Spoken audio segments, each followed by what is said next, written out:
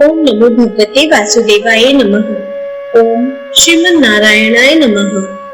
श्री विष्णु पुराण तीसरा अंश शेष भाग। श्री मैत्रेय जी बोले, हे भगवान, जो लोग संसार को जीतना चाहते हैं वे जिस प्रकार जगतपति भगवान विष्णु की उपासना करते हैं वह वर्णन कीजिए। और हे महामुनि, उन गोविंद की आराधना करने पर आराधन परायण पुरुषों को जो फल मिलता है वह भी मैं सुनना चाहता हूँ। श्री पराशर जी बोले, हे मैत्रेय, तुम जो कुछ पूछते हो वही बात महात्मा सगर ने औरव से पूछी थी। उसके उत्तर में उन्होंने जो कुछ कहा वह मैं तुम्हें सुनाता हूँ, श्रवण करो। मुनि श्रेष्ठ सगर ने भृगुवंशी महात्मा औरव को प्रणाम करके उनसे विष्णु भगवान की आराधना के उपाय और विष्णु की उपासना करने से मनुष्य को जो फल मिलता है उसके विषय में पूछा था। उनके पूछने पर औरव ने यत्न पूर्वक जो कुछ कहा था वह सब सुनो।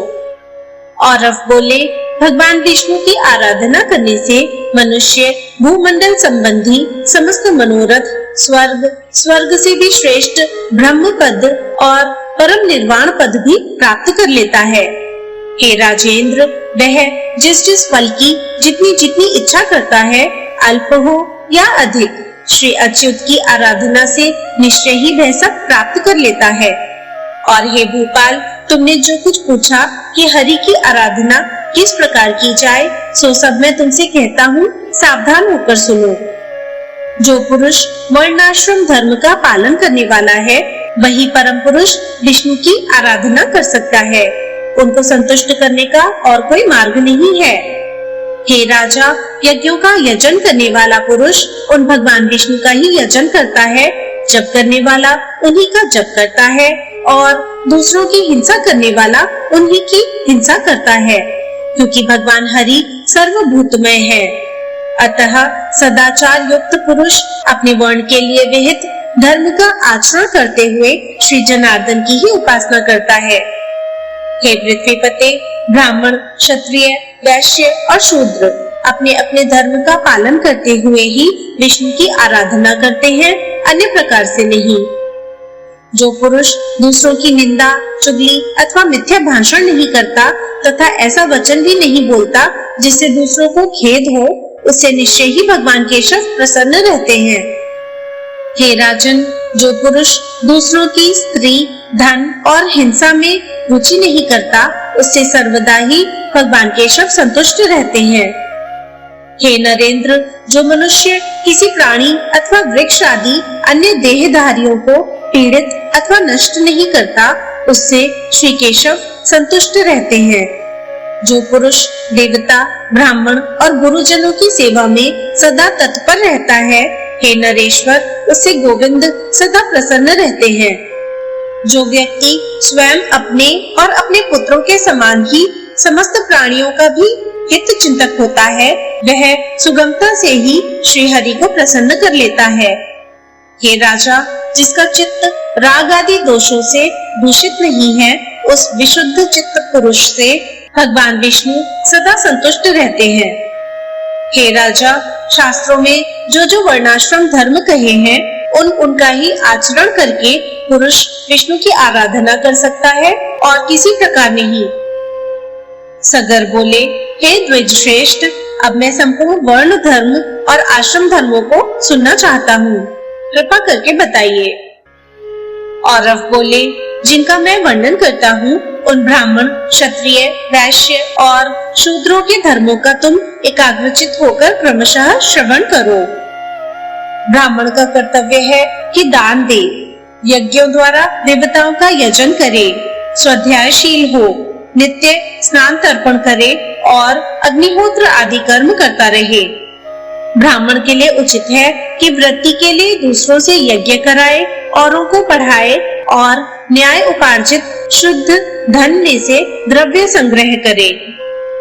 ब्राह्मण को कभी किसी का अहित नहीं करना चाहिए और सर्वदा समस्त प्राणियों के हित में तत्पर रहना चाहिए। संपूर्ण प्राणियों में मैत्री रखना ही ब्राह्मण का परम धर्म है। पत्थर में और पराय रत्न में ब्राह्मण को समान बुद्धि रखनी चाहिए। हे राजन, पत्नी के विषय में ऋतुगामी होना ही ब्राह्मण के लिए प्रशंसनीय कर्म है। क्षत्रिय को उचित है कि ब्राह्मणों को दान दे, विविध यज्ञों का अनुष्ठान करे और अध्ययन करे। शस्त्र धारण करना और पृथ्वी की रक्षा करना ही क्षत्रिय की उत्तम आजीविका है। इनमें भी पृथ्वी पालन ही सबसे श्रेष्ठ है।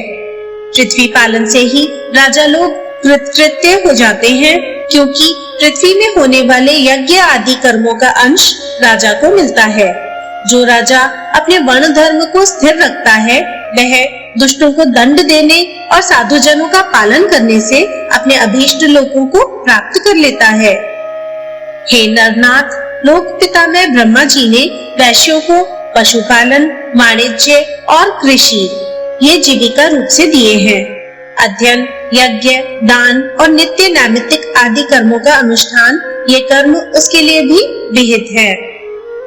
शूद्र का कर्तव्य यही है कि द्विजातियों की प्रयोजन सिद्धि के लिए कर्म करे और उसी से अपना पालन पोषण करे, अथवा आपत्ति काल में जब उक्त उपाय से जीविका निर्वाह ना हो सके तो वस्तुओं के लेने बेचने अथवा कारीगरी के कामों से निर्वाह करे। अति नम्रता, शौच, निष्कपट स्वामी सेवा, मंत्रहीन यज्ञ, अस्तेय, सत्संग और ब्राह्मण की रक्षा करना, ये शूद्र के प्रधान कर्म है। हे राजन, शूद्रों को भी उचित है कि दान दे, बलि, वैश्वदेव अथवा नमस्कार आदि अल्प यज्ञों का अनुष्ठान करे, पितृ श्राद्ध आदि कर्म करे, अपने आश्रित कुटुंबियों के भरण पोषण के लिए सकल वर्णों से द्रव्य संग्रह करे और ऋतु काल में अपनी ही स्त्री से प्रसंग करे। हे नरेश्वर, इनके अतिरिक्त समस्त प्राणियों पर दया, सहनशीलता, अमानिता, सत्य, शौच, अधिक परिश्रम न करना, मंगलाचरण, प्रियवादिता, मैत्री और किसी के दोष न देखना, ये समस्त वर्णों के सामान्य गुण हैं। सब वर्णों के सामान्य लक्षण इसी प्रकार हैं। अब इन ब्राह्मण आदि चारों वर्णों के आपत्ति काल में अपनाए जाने वाले धर्म और गुणों का श्रवण करो। आपत्ति के समय ब्राह्मण को क्षत्रिय और वैश्य वर्णों की वृत्ति का अवलंबन करना चाहिए तथा क्षत्रिय को केवल वैश्य वृत्ति का ही आश्रय लेना चाहिए। ये दोनों शूद्र की कर्म सेवा आदि कभी न करें। हे राजन, इन उपरोक्त वृत्तियों को भी सामर्थ्य होने पर त्याग दे, केवल आपत्ति काल में ही इनका आश्रय ले, कर्मों का मेल न करे। हे राजन, इस प्रकार वर्ण धर्मों का वर्णन तो मैंने तुमसे कर दिया। अब आश्रम धर्मों का निरूपण करता हूँ, सावधान होकर सुनो। औरव बोले, हे भूपते, बालक को चाहिए कि उपनयन संस्कार के बाद वेद अध्ययन में तत्पर होकर ब्रह्मचर्य का अवलंबन कर सावधानता पूर्वक गुरु गृह में निवास करे। वहां रहकर उसे शौच और आचार व्रत का पालन करते हुए गुरु की सेवा करनी चाहिए तथा व्रत आदि का आचरण करते हुए स्थिर बुद्धि से वेद अध्ययन करना चाहिए।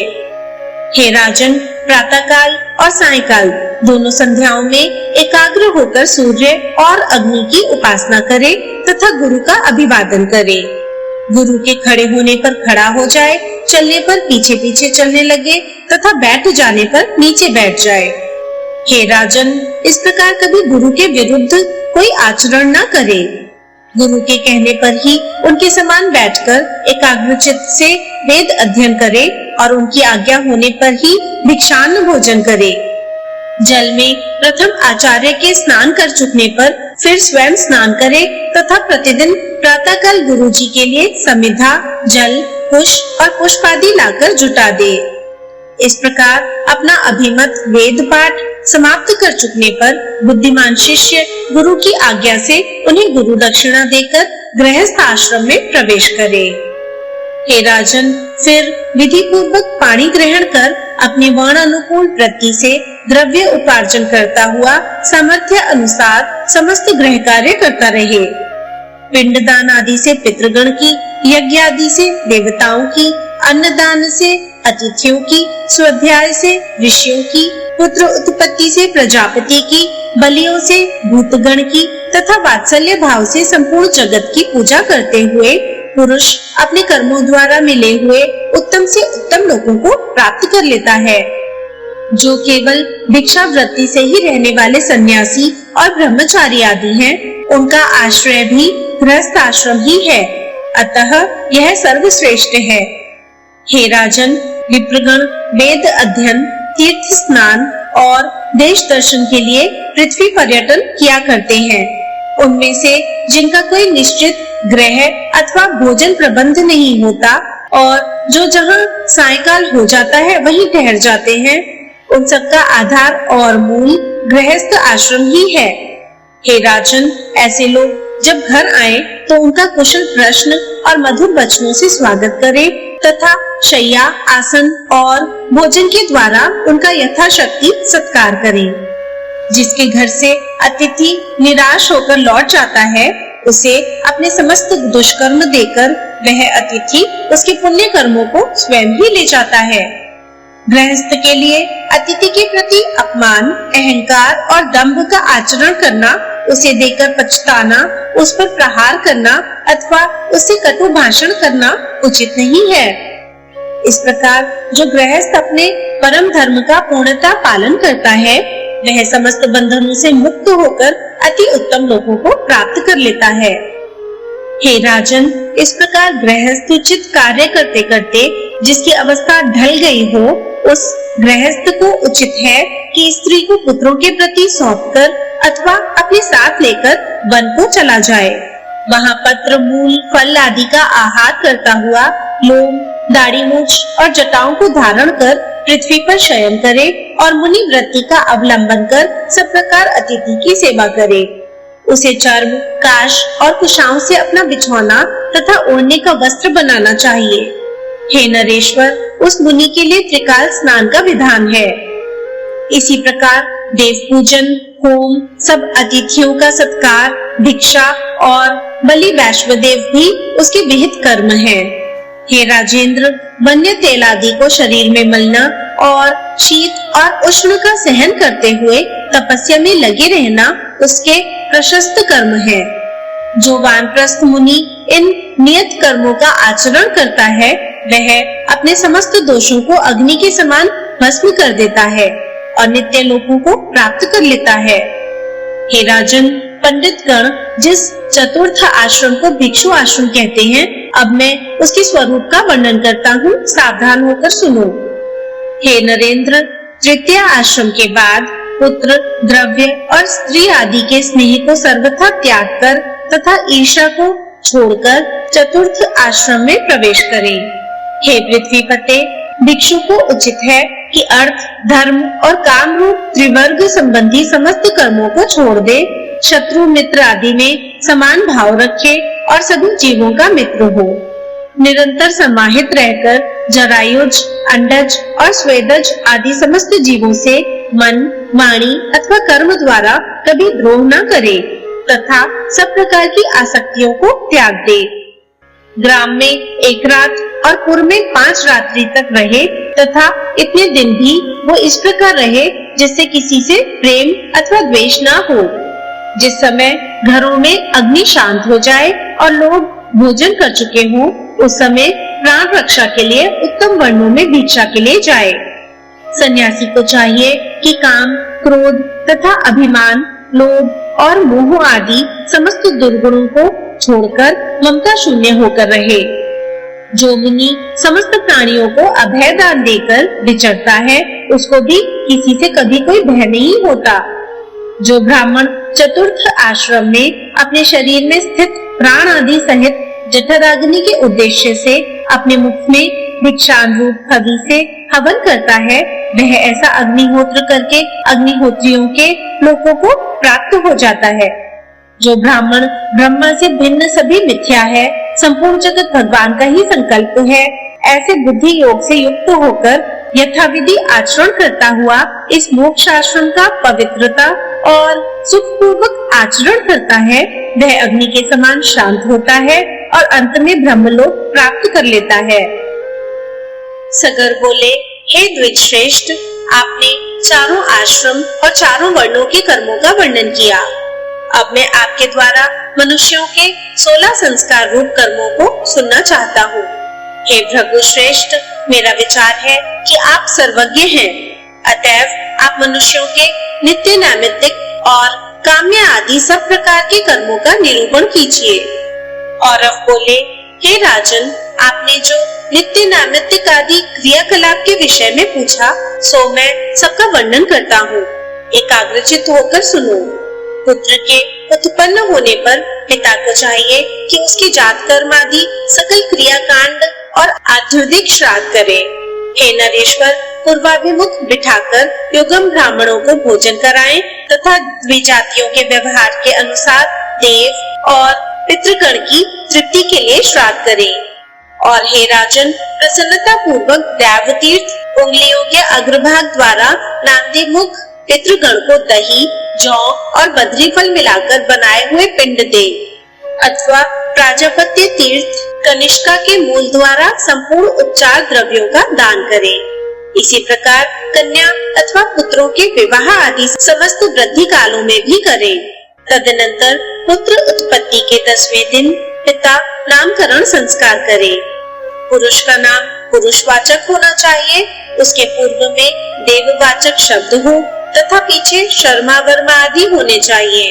ब्राह्मण के नाम के अंत में शर्मा, क्षत्रिय के अंत में वर्मा तथा वैश्य और शूद्रों के नाम के अंत में क्रमशः गुप्त और दास शब्दों का प्रयोग करना चाहिए। नाम अर्थहीन, अविहित, अपशब्द युक्त, अमांगलिक और निंदनीय नहीं होना चाहिए तथा उसके अक्षर समान होने चाहिए। अति दीर्घ, अति लघु अथवा कठिन अक्षरों से युक्त नाम न रखे, जो सुखपूर्वक उच्चारण किया जा सके और जिसके पीछे के वर्ण लघु हो, ऐसे नाम का व्यवहार करें। तदनंतर उपनयन संस्कार हो जाने पर गुरु गृह में रहकर विधि पूर्वक विद्या अध्ययन करें। हे भोपाल, फिर विद्या अध्ययन कर चुकने पर गुरु को दक्षिणा देकर यदि गृहस्थाश्रम में प्रवेश करने की इच्छा हो तो विवाह कर ले, या दृढ़ संकल्प पूर्वक नैष्ठिक ब्रह्मचर्य ग्रहण कर गुरु अथवा गुरु पुत्रों की सेवा करता रहे, अथवा अपनी इच्छा अनुसार वानप्रस्थ या संन्यास ग्रहण कर ले। हे राजन, पहले जैसा संकल्प किया हो वैसा ही करे। यदि विवाह करना हो तो अपने से तृतीय अंश अवस्था वाली कन्या से विवाह करे तथा अधिक या कल्प केश वाली अथवा अति सांवली या भूरे रंग की स्त्री से संबंध न करे, जिसके जन्म से ही अधिक या न्यून अंग हो, जो अपवित्र, रोग युक्त, अकुलीना अथवा रोगिणी हो, उस स्त्री से पाणी ग्रहण न करे। बुद्धिमान पुरुष को उचित है कि जो दुष्ट स्वभाव वाली हो, कटु भाषिणी हो, माता अथवा पिता के अनुसार अंगहीना हो, जिसके मूंछों के चिन्ह हो, जो पुरुष के से आकार वाली हो अथवा घर घर शब्द करने वाले अति मंद या कोये के समान स्वर वाली हो तथा गोल नेत्रों वाली हो, उस स्त्री से विवाह न करे। जिसकी जंघाओं पर रोम हो, जिसके टखने ऊंचे हो तथा हंसते समय जिसके कपोलों में गड्ढे पड़ते हो, उस कन्या से विवाह न करे। जिसकी कांति अत्यंत उदासीन ना हो, नख पांडुवर्ण हो, नेत्र लाल हो तथा हाथ पैर कुछ भारी हो, बुद्धिमान पुरुष उस कन्या से संबंध न करे। जो अति नाटी अथवा अति लंबी हो, जिसकी भ्रुकुटियां जुड़ी हुई हो, जिसके दांतों में अधिक अंतर हो तथा जिसके दांत आगे को निकले हुए हो, उस स्त्री से भी कभी विवाह न करे। हे राजन, माता पक्ष से 5वीं पीढ़ी तक और पितृपक्ष से 7वीं पीढ़ी तक जिस कन्या का संबंध ना हो, गृहस्थ पुरुष को नियमानुसार उसी से विवाह करना चाहिए। ब्रह्म, देव, आर्ष, प्राजापत्य, असुर, गंधर्व, राक्षस और पैशाच, ये 8 प्रकार के विवाह हैं। इनमें से जिस विवाह को जिस वर्ण के लिए महर्षियों ने धर्मानुकूल कहा है, उसी के द्वारा दान पारिग्रह करें, अन्य विधियों को छोड़ दें। इस प्रकार सहधर्मिणी को प्राप्त कर उसके साथ गृहस्थ धर्म का पालन करें, क्योंकि उसका पालन करने पर वह महान फल देने वाला होता है। सगर बोले, हे मुने, मैं गृहस्थ के सदाचारों को सुनना चाहता हूँ, जिनका आचरण करने से वह इहलोक और परलोक दोनों जगह पतित नहीं होता। और अब बोले, हे पृथ्वीपाल, तुम सदाचार के लक्षण सुनो। सदाचारी पुरुष इहलोक और परलोक दोनों को जीत लेता है। सत शब्द का अर्थ साधु है और साधु वही है जो दोष रहित हो। उस साधु पुरुष का जो आचरण होता है उसी को सदाचार कहते हैं। हे राजन, इस सदाचार के वक्ता और कर्ता सप्तर्षिगण, मनु एवं प्रजापति हैं। हे राजन, बुद्धिमान पुरुष स्वस्थ चित्त से ब्रह्म मुहूर्त में जगकर अपने धर्म और धर्म विरोधी अर्थ का चिंतन करे तथा जिसमें धर्म और अर्थ की क्षति ना हो ऐसे काम का भी चिंतन करे। इस प्रकार दृष्ट और अदृष्ट अनिष्ट की निवृत्ति के लिए धर्म, अर्थ और काम इस त्रिवर्ग के प्रति समान भाव रखना चाहिए। हे राजन, धर्म विरुद्ध अर्थ और काम दोनों का त्याग कर दे तथा ऐसे धर्म का भी आचरण ना करे जो उत्तर काल में दुखमय अथवा समाज विरुद्ध हो। हे नरेश्वर, तदनंतर ब्रह्म मुहूर्त में उठकर प्रथम मलमूत्र त्याग करे। ग्राम से नैऋत्य कोण में जितनी दूर बाण जा सकता है उससे आगे बढ़कर अथवा अपने निवास स्थान से दूर जाकर मलमूत्र त्याग करे। पैर धोया हुआ और झूठा जल अपने घर के आंगन में ना डाले। अपनी या वृक्ष की छाया के ऊपर तथा गौ, सूर्य, अग्नि, वायु, गुरु और द्विजातीय पुरुष के सामने बुद्धिमान पुरुष कभी मलमूत्र त्याग ना करे। इसी प्रकार हे पुरुष श्रेष्ठ, जुते हुए खेत में, सस्य संपन्न भूमि में, गौओं के गोष्ठ में, जन समाज में, मार्ग के बीच में, नदी आदि तीर्थ स्थानों में, जल अथवा तट पर और शमशान में भी कभी मलमूत्र का त्याग न करे। हे राजन, कोई विशेष आपत्ति ना हो तो प्राज्ञ पुरुष को चाहिए कि दिन के समय उत्तर मुख और रात्रि के समय दक्षिण मुख होकर मूत्र त्याग करे। मल त्याग के समय पृथ्वी को तिनके से और सिर को वस्त्र से ढांप ले तथा उस स्थान पर अधिक समय तक ना रहे और कुछ ना बोले। हे राजन, बांबी की चूहों द्वारा बिल से निकली हुई, जल के भीतर की, शौच कर्म से बची हुई, घर के लीपन की, चींटी आदि छोटे छोटे जीवों द्वारा निकाली हुई और हल से उखाड़ी हुई, इन सब प्रकार की मिट्टियों का शौच कर्म में उपयोग न करे।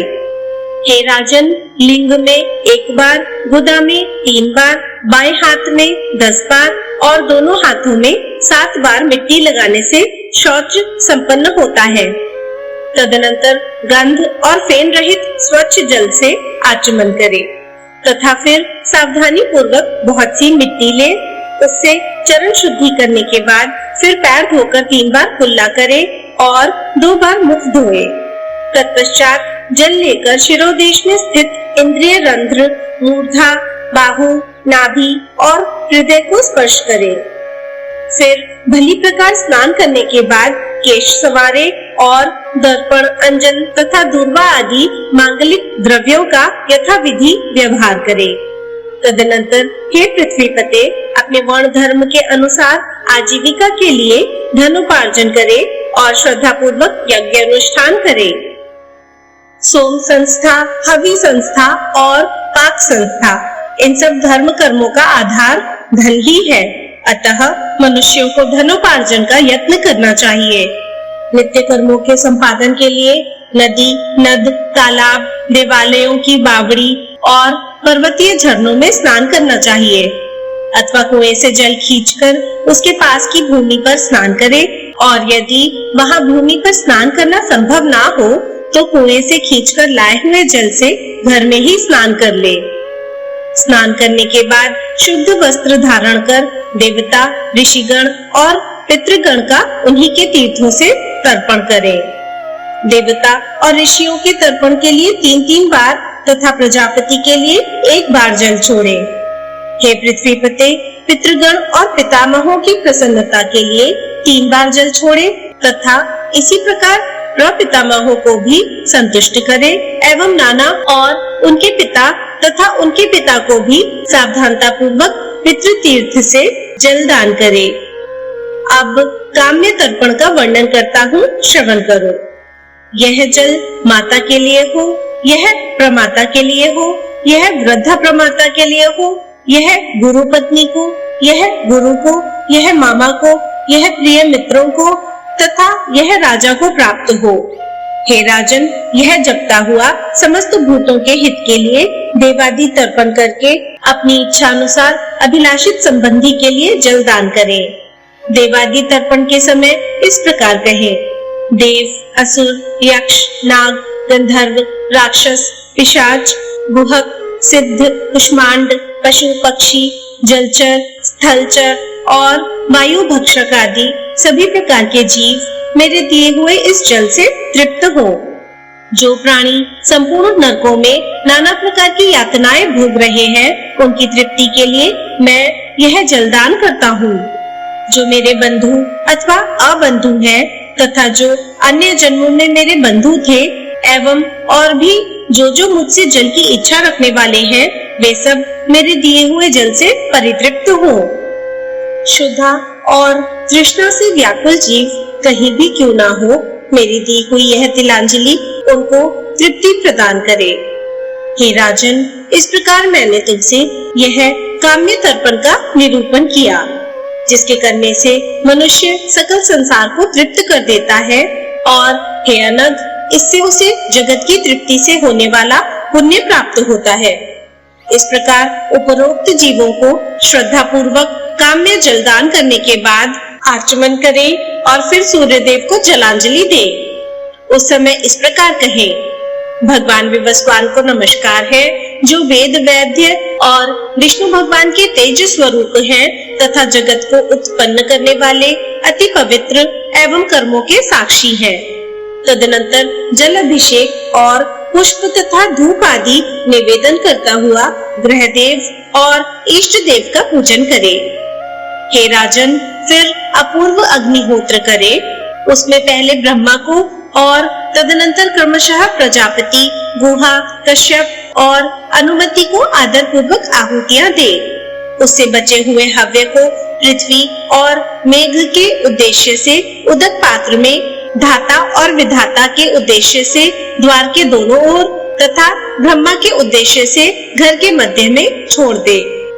हे पुरुष व्याघ्र, अब मैं दिक्पाल गण की पूजा का वर्णन करता हूँ, श्रवण करो। बुद्धिमान पुरुष को चाहिए कि पूर्व, दक्षिण, पश्चिम और उत्तर दिशाओं में क्रमशः इंद्र, यम, वरुण और चंद्रमा के लिए होतशिष्ट सामग्री से बलि प्रदान करे। पूर्व और उत्तर दिशाओं में धन्वंतरी के लिए बलि दे तथा इसके अनंतर बलि वैश्व देव कर्म करे। बलि वैश्व देव के समय वायव्य कोण में वायु की तथा अन्य समस्त दिशाओं में वायु एवं उन दिशाओं को बलि दे। इसी प्रकार ब्रह्मा, अंतरिक्ष और सूर्य को भी उनकी दिशाओं के अनुसार अर्थात मध्य में बलि प्रदान करे। फिर हे नरेश्वर, विश्वदेवों, विश्वभूतों, विश्वपतियों, पितरों और यक्षों के उद्देश्य से यथास्थान बलि प्रदान करे।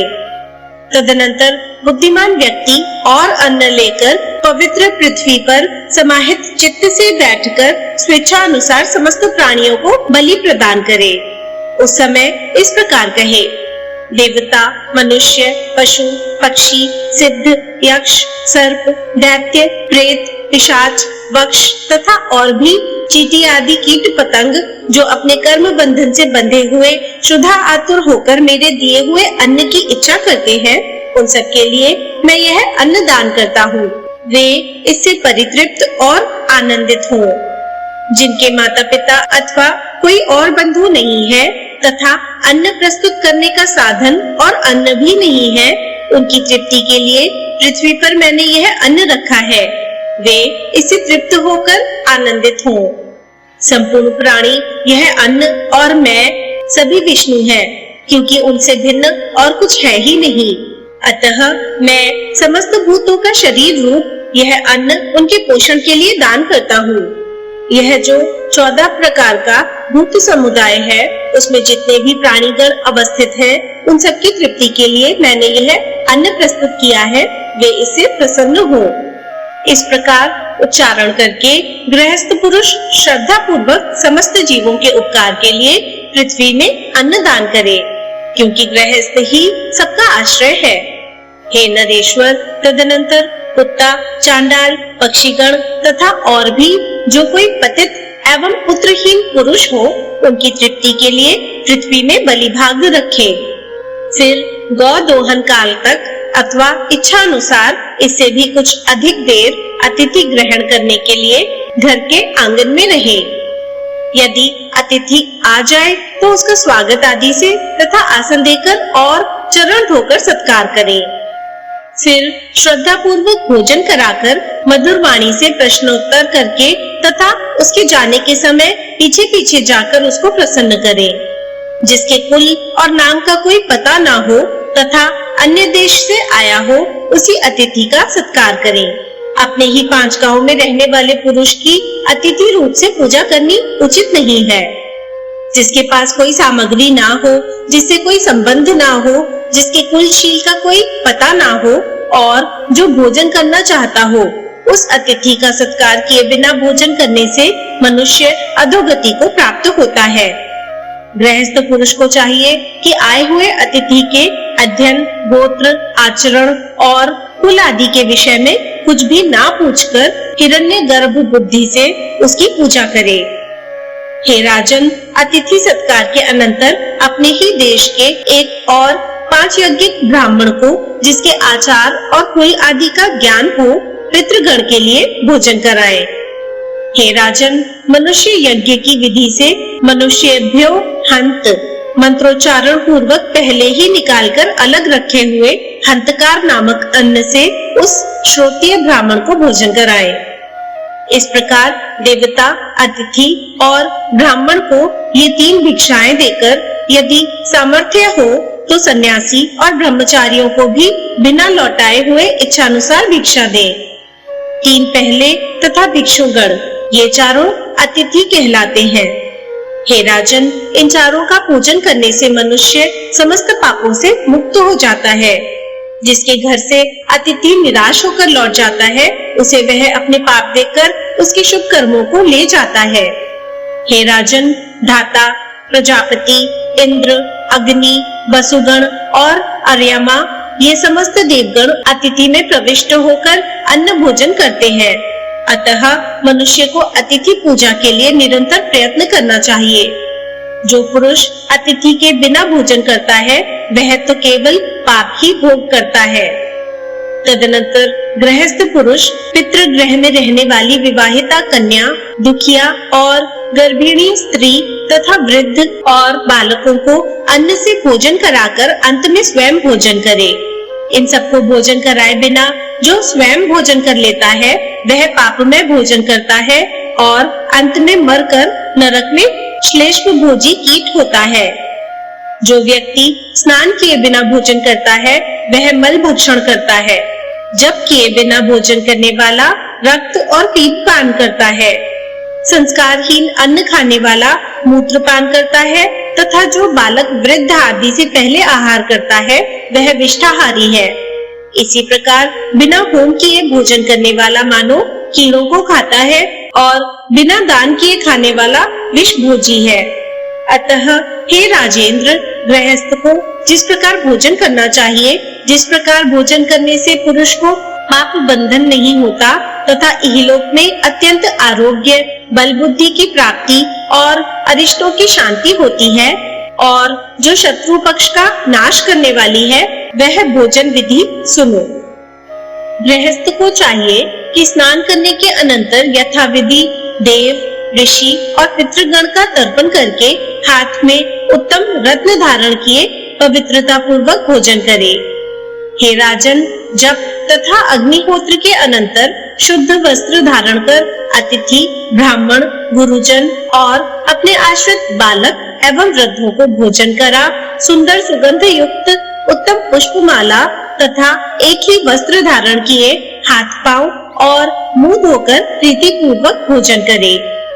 हे राजन, भोजन के समय इधर उधर ना देखे। मनुष्य को चाहिए कि पूर्व अथवा उत्तर की ओर मुख करके अन्नना ना होकर उत्तम और पथ्य अन्न को प्रोक्षण के लिए रखे हुए मंत्रपूत जल से छिड़क कर भोजन करे। जो अन्न दुराचारी व्यक्ति का लाया हुआ हो, घृणाजनक हो अथवा बलि वैश्वदेव आदि संस्कार शून्य हो, उसको ग्रहण ना करे। हे द्विज, गृहस्थ पुरुष अपने खाद्य में से कुछ अंश अपने शिष्य तथा अन्य भूखे प्यासों को देकर उत्तम और शुद्ध पात्र में शांत चित्त से भोजन करे। हे नरेश्वर, किसी कुर्सी आदि पर रखे हुए पात्र में, अयोग्य स्थान में, असमय संध्या आदि काल में अथवा अत्यंत संकुचित स्थान में कभी भोजन न करे। मनुष्य को चाहिए कि परोसे हुए भोजन का अग्रभाग अग्नि को देकर भोजन करे।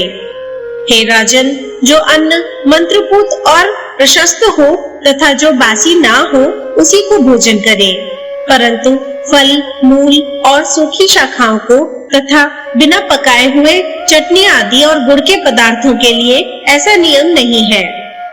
हे नरेश्वर, सारहीन पदार्थों को कभी नहीं खाना चाहिए।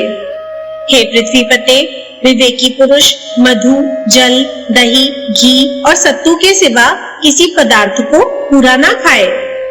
भोजन एकाग्रचित होकर करे तथा प्रथम मधुर रस, फिर लवण और खट्टा रस तथा अंत में कटु और तीखे पदार्थों को खाए। जो पुरुष पहले द्रव्य पदार्थों को, बीच में कठिन वस्तुओं को तथा अंत में फिर द्रव्य पदार्थों को ही खाता है, वह कभी बल तथा आरोग्य से हीन नहीं होता। इस प्रकार वाणी का संयम करके अनिषिद्ध अन्न भोजन करें। अन्न की निंदा ना करें। प्रथम 5 ग्रास अत्यंत मौन होकर ग्रहण करें। उनसे पंच प्राणों की तृप्ति होती है। भोजन के बाद भली प्रकार आचमन करें और फिर पूर्व या उत्तरी ओर मुख करके हाथों को धोकर विधि पूर्वक आचमन करें। तदनंतर स्वस्थ और शांत चित्त से आसन पर बैठकर अपने इष्ट देवों का चिंतन करें और इस प्रकार कहें: प्राण रूप पवन से प्रज्वलित हुआ जठराग्नि आकाश के द्वारा अवकाश युक्त अन्न का परिपाक करें और फिर अन्न रस से मेरे शरीर के पार्थिव धातुओं को पुष्ट करें, जिससे मुझे सुख प्राप्त हो। यह अन्न मेरे शरीरस्थ पृथ्वी, जल, अग्नि और वायु का बल बढ़ाने वाला हो और इन चारों तत्वों के रूप में परिणत हुआ यह अन्न ही मुझे निरंतर सुख देने वाला हो। यह अन्न मेरे प्राण, अपान, समान, उदान और व्यान की पुष्टि करे तथा मुझे भी निर्बाध सुख की प्राप्ति हो। मेरे खाए हुए संपूर्ण अन्न का अगस्ती नामक अग्नि और बड़वानल परिपाक करे। मुझे उसके परिणाम से होने वाला सुख प्रदान करे और उससे मेरे शरीर को आरोग्यता प्राप्त हो। देह और इंद्रिय आदि के अधिष्ठाता एकमात्र भगवान विष्णु ही प्रधान है। इस सत्य के बल से मेरा खाया हुआ समस्त अन्न परिपक्व होकर मुझे आरोग्यता प्रदान करे। भोजन करने वाला, भोज्य अन्न और उसका परिपाक, ये सब विष्णु ही है। इस सत्य भावना के बल से मेरा खाया हुआ यह अन्न पच जाए। ऐसा कहकर अपने उदर पर हाथ फेरे और सावधान होकर अधिक श्रम उत्पन्न ना करने वाले कार्यों में लग जाए। सन्मार्ग के अविरोधी विनोदों से शेष दिन को व्याप्त करें और फिर सायंकाल के समय सावधानता पूर्वक संध्योपासन करें। हे राजन, बुद्धिमान पुरुष को चाहिए कि सायंकाल के समय सूर्य के रहते हुए और प्रातःकाल तारागण के चमकते हुए ही भली प्रकार आचमन आदि करके विधि पूर्वक संध्योपासन करे। हे पार्थिव, सूतक पुत्र जन्म आदि से होने वाली अशुचिता, अशौच मृत्यु से होने वाली अशुचिता, उन्माद, रोग और भय आदि कोई बाधा ना हो तो प्रतिदिन ही संध्योपासना करनी चाहिए। जो पुरुष बीमारी को छोड़कर और कभी सूर्य के उदय अथवा अस्त के समय सोता है, वह प्रायश्चित का भागी होता है। अतः हे महीपते, गृहस्थ पुरुष सूर्योदय से पूर्व ही उठकर प्रातः संध्या करे और सायंकाल में भी तत्कालीन संध्या वंदन करे, सोए नहीं। हे राजन, जो पुरुष प्रातः अथवा सायंकालीन संध्योपासना नहीं करते, वे दुरात्मा अंधकामिस्त्र नरक में पड़ते हैं। तदनंतर हे पृथ्वीपते, सायंकाल के समय सिद्ध किए हुए अन्न से गृह पत्नी मंत्रहीन बलि वैश्वदेव करे, उस समय भी अन्नदान किया जाता है। बुद्धिमान पुरुष उस समय आए हुए अतिथि का भी सामर्थ्य अनुसार सत्कार करे। हे राजन, सबसे पहले पांव धुलाने, आसन देने और स्वागत सूचक विनम्र वचन कहने से तथा फिर भोजन कराने और शयन कराने से अतिथि का सत्कार किया जाता है। हे राजन, दिन के समय अतिथि के लौट जाने से जितना पाप लगता है, उससे 8 गुना पाप सूर्यास्त के समय लौटने से होता है। अतः हे राजेंद्र, सूर्यास्त के समय आए हुए अतिथि का गृहस्थ पुरुष अपनी सामर्थ्य अनुसार अवश्य सत्कार करे, क्योंकि उसका पूजन करने से ही समस्त देवताओं का पूजन हो जाता है। मनुष्य को चाहिए कि अपनी शक्ति के अनुसार उसे भोजन के लिए अन्न, शाक या जल देकर तथा सोने के लिए शैया या घास फूस का बिछौना अथवा पृथ्वी ही देकर उसका सत्कार करे। हे राजन, तदनंतर गृहस्थ पुरुष सायंकाल का भोजन करके तथा हाथ पांव धोकर छिद्र आदिहीन काष्ठमय शैया पर लेट जाए, जो काफी बड़ी ना हो, टूटी हुई हो, ऊंची नीची हो, मलिन हो अथवा जिसमें जीव हो या जिस पर कुछ बिछा हुआ ना हो, उस शैया पर ना सोए। हे राजन, सोने के समय सदा पूर्व अथवा दक्षिण की ओर सिर रखना चाहिए। इनके विपरीत दिशाओं की ओर सिर रखने से रोगों की उत्पत्ति होती है। हे पृथ्वीपते, ऋतु काल में अपनी ही स्त्री से संग करना उचित है। पुल्लिंग नक्षत्र में युगम और उनमें भी पीछे की रात्रियों में शुभ समय में स्त्री प्रसंग करे। किंतु यदि स्त्री अप्रसन्ना, रोगिणी, रजस्वला, निर्भिलाषिणी, क्रोधिता, दुखिनी अथवा गर्भिणी हो तो उसका संग ना करें। जो सीधे स्वभाव की ना हो, पर अभिलाषणी अथवा निरभिलाषणी हो, शुद्धार्ता हो, अधिक भोजन किए हुए हो अथवा पर स्त्री हो, उसके पास ना जाए। और यदि अपने में ये दोष हो तो भी स्त्री गमन ना करे। पुरुष को उचित है कि स्नान करने के बाद माला और गंध धारण कर काम और अनुराग युक्त होकर स्त्री गमन करे। जिस समय अति भोजन किया हो अथवा शुद्धित हो, उस समय उसमें प्रवृत्त ना हो। हे राजेंद्र, चतुर्दशी, अष्टमी, अमावस्या, पूर्णिमा और सूर्य की संक्रांति, ये सब पर्व दिन हैं। इन पर्व दिनों में तेल, स्त्री अथवा मांस का भोजन करने वाला पुरुष मरने पर विष्ठा और मूत्र से भरे नरक में पड़ता है। संयमी और बुद्धिमान पुरुषों को इन समस्त पर्व दिनों में देवोपासना, यज्ञ अनुष्ठान, ध्यान और जप आदि में लगे रहना चाहिए। गौ, बकरी आदि अन्य योनियों से, अयोनियों से, औषध प्रयोग से अथवा ब्राह्मण, देवता और गुरु के आश्रमों में कभी मैथुन न करें। हे पृथ्वीपते, चैत्य वृक्ष के नीचे, आंगन में, तीर्थ में, पशुशाला में, चौराहे पर, शमशान में, उपवन में अथवा जल में भी मैथुन करना उचित नहीं है। हे राजन, पूर्वोक्त समस्त पर्व दिनों में प्रातः काल और सायंकाल में तथा मलमूत्र के वेग के समय बुद्धिमान पुरुष मैथुन में प्रवृत्त न हो। हे राजन, पर्व दिनों में स्त्री गमन करने से धन की हानि होती है। दिन में करने से पाप होता है, पृथ्वी पर करने से रोग होते हैं और जलाशय में स्त्री प्रसंग करने से अमंगल होता है। पर स्त्री से तो वाणी से क्या, मन से भी प्रसंग ना करें, क्योंकि उनसे मैथुन करने वालों को अस्थि बंधन भी नहीं होता, अर्थात उन्हें अस्थि शून्य कीट आदि होना पड़ता है। पर स्त्री की आसक्ति पुरुष को इहलोक और परलोक दोनों जगह भय देने वाली है। इहलोक में उसकी आयु क्षीण हो जाती है और मरने पर वह नरक में जाता है। ऐसा जानकर बुद्धिमान पुरुष उपरोक्त दोषों से रहित अपनी स्त्री से ही ऋतुकाल में प्रसंग करे तथा उसकी विशेष अभिलाषा हो तो बिना ऋतुकाल के भी गमन करे। और अब बोले, गृहस्थ पुरुष को नित्य प्रति देवता, गौ, ब्राह्मण, सिद्धगण, वयोवृद्ध तथा आचार्य की पूजा करनी चाहिए और दोनों समय संध्या वंदन तथा अग्निहोत्र आदि कर्म करने चाहिए। गृहस्थ पुरुष सदा ही संयम पूर्वक रहकर बिना कहीं से कटे हुए 2 वस्त्र, उत्तम औषधियां और दारुण मरकत आदि विष नष्ट करने वाले रत्न धारण करे। वह केशों को स्वच्छ और चिकना रखे तथा सर्वदा सुगंध युक्त सुंदर वेश और मनोहर श्वेत पुष्प धारण करे। किसी का थोड़ा सा भी धन हरण ना करे और थोड़ा सा भी अप्रिय भाषण ना करे। जो मिथ्या हो ऐसा प्रिय वचन भी कभी ना बोले और ना कभी दूसरों के दोषों को ही कहे। हे पुरुष श्रेष्ठ, दूसरों की स्त्री अथवा दूसरों के साथ वैर करने में कभी रुचि ना करे। निंदित सवारी में कभी ना चढ़े और नदी तीर की छाया का कभी आश्रय ना ले।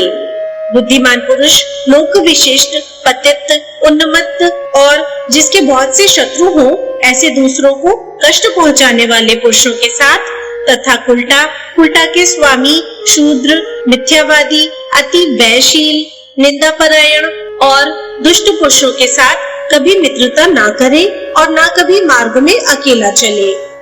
हे नरेश्वर, जल प्रवाह के वेग में सामने पड़कर स्नान ना करे, जलते हुए घर में प्रवेश ना करे और वृक्ष की चोटी पर ना चढ़े, दांतों को परस्पर ना घिसे, नाक को ना कुरेदे तथा मुख को बंद किए हुए जमाई ना ले और न बंद मुख से खांसे या श्वास छोड़े।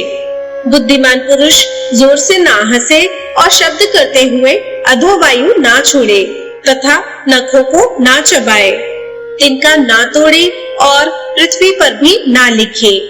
हे प्रभु, बुद्धिमान पुरुष दाढ़ी मूछ के बालों को ना चबाए, दो ढेलों को परस्पर ना रगड़े और अपवित्र एवं निंदित नक्षत्रों को ना देखे, नग्न पर स्त्री को और उदय अथवा अस्त होते हुए सूर्य को ना देखे तथा शव और शव की गंध से घृणा ना करे, क्योंकि शव की गंध सोम का अंश है।